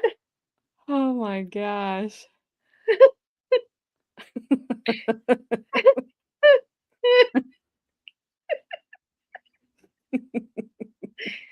That's corny. I tell you what. It is corny. It is corny. That's a real corny one there. Oh my gosh. That's Oh awesome. yeah. The Good luck. Keefe D trials coming up. Did you say Kiki D? Keefe D. Oh, Keefe. I was Keefe. like, Kiki Yeah. D, like the singer of with Elton John. Wasn't that the duet, Don't Go Breaking My Heart? Wasn't she the woman? Don't go breaking my heart. No. Like, okay. This is not a woman. Okay. Got it. He's in a gang. All And right. he's in jail. For the Tupac, right? Well, the story's longer than that, but it all has to do with the P. Diddy stuff that's going on now. Oh, that. I can't keep Yeah, up with them all. Keefe I'm D is connected to the whole thing. on the wrong coast. Keefe. I'd be like, Keefe. No. Just no. I would be like, Just no. No. No. Okay, guys, we'll be back Monday. I've got the tiny Alright. human tomorrow and Saturday. Got snowing. Yay. So Monday we will see who Susan Cohen is. It does sound close to Whatever. queef. It does. Queefy, That's why I Queefy would say David? no. Queefy David? Queef David? If you've ever watched The Righteous Gemstones, there's a guy on there. His name is Keith. It's not Keith, it's Keith. And the guy's brother calls him Queef. Queef. So Queef. What's up, Queef? He's like, Righteous Gemstones, it's hilarious. Anyway. But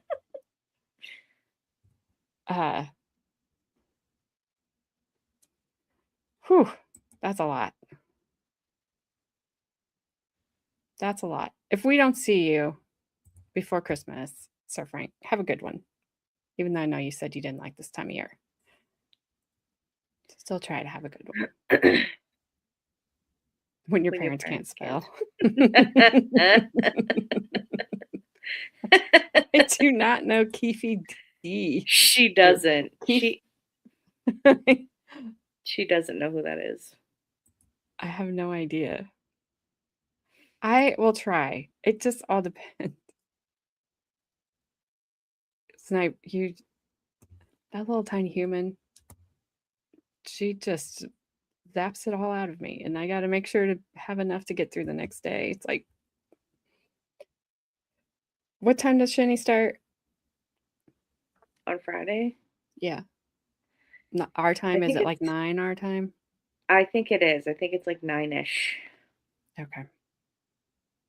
It's See, late for you. Oh, it's super late for me, especially after the days with the tiny human. But Yeah. because she's just getting so Oh, there you mobile. go. 9:30. It's actually not. It's even later. Holy crap! All right, that's AJ will have to almost fall the next asleep. morning. AJ will have to fall asleep at 8 p.m. to wake up for 9:30 Oh, I to then can't go back to sleep at 10 p.m. I can't because she's still here at 8. So Oh man. you don't have to, Flashman. I was looking it up. I'll have to read it. I don't recognize it. Yes, it is 9 here now. But I'm Yeah. going straight to bed. She is. This is way past her bedtime. As soon as I hit end and She's Gabby's out. on her way to grandma's, I'm going to bed. Yep. So, but anyways, we'll be back Monday, 6 p.m. Eastern time. We have a long 2.5 hours of hopefully the freaking mics will be on. I don't have high hopes. I can't say these two people, something, Waleska, something. I'm wondering if it's the two women sitting behind the defendant. Her bed tomb. Yeah. I'm wondering if Her bed- those are Her bed tomb is 4 p.m. my bed tomb. I don't want a tomb. Not yet. But I am curious. So we have those two witnesses on Monday. On Tuesday, we start part 1 of Stacey Kananen's testimony. They better have the freaking sound fixed. And yeah. So that's Monday and Tuesday. I want to hear what the defendant has to say. Me too. So Interesting. alrighty. All right. Anything else? Yep. Don't forget to do your Kegels, everyone, and have a great night. Keefy D out. Bye. Hot mannequin love is kinda uncanny. Click, like, subscribe, ooh, piece of candy. Looking for my spotlight, chasing my vibe. Still looking for my credibility online. Ooh, hot mannequin love, candy on the floor, don't pick it up. Chasing all the clicks, chasing all the views. Credibility's hiding, but I'm bringing you the news.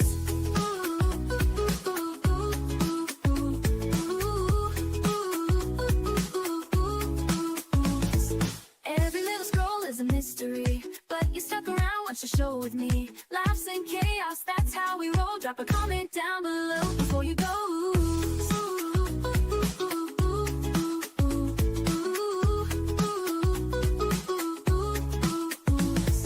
Every little scroll is a mystery, but you stuck around, watch the show with me. Laughs and chaos, that's how we roll. Drop a comment down below before you go.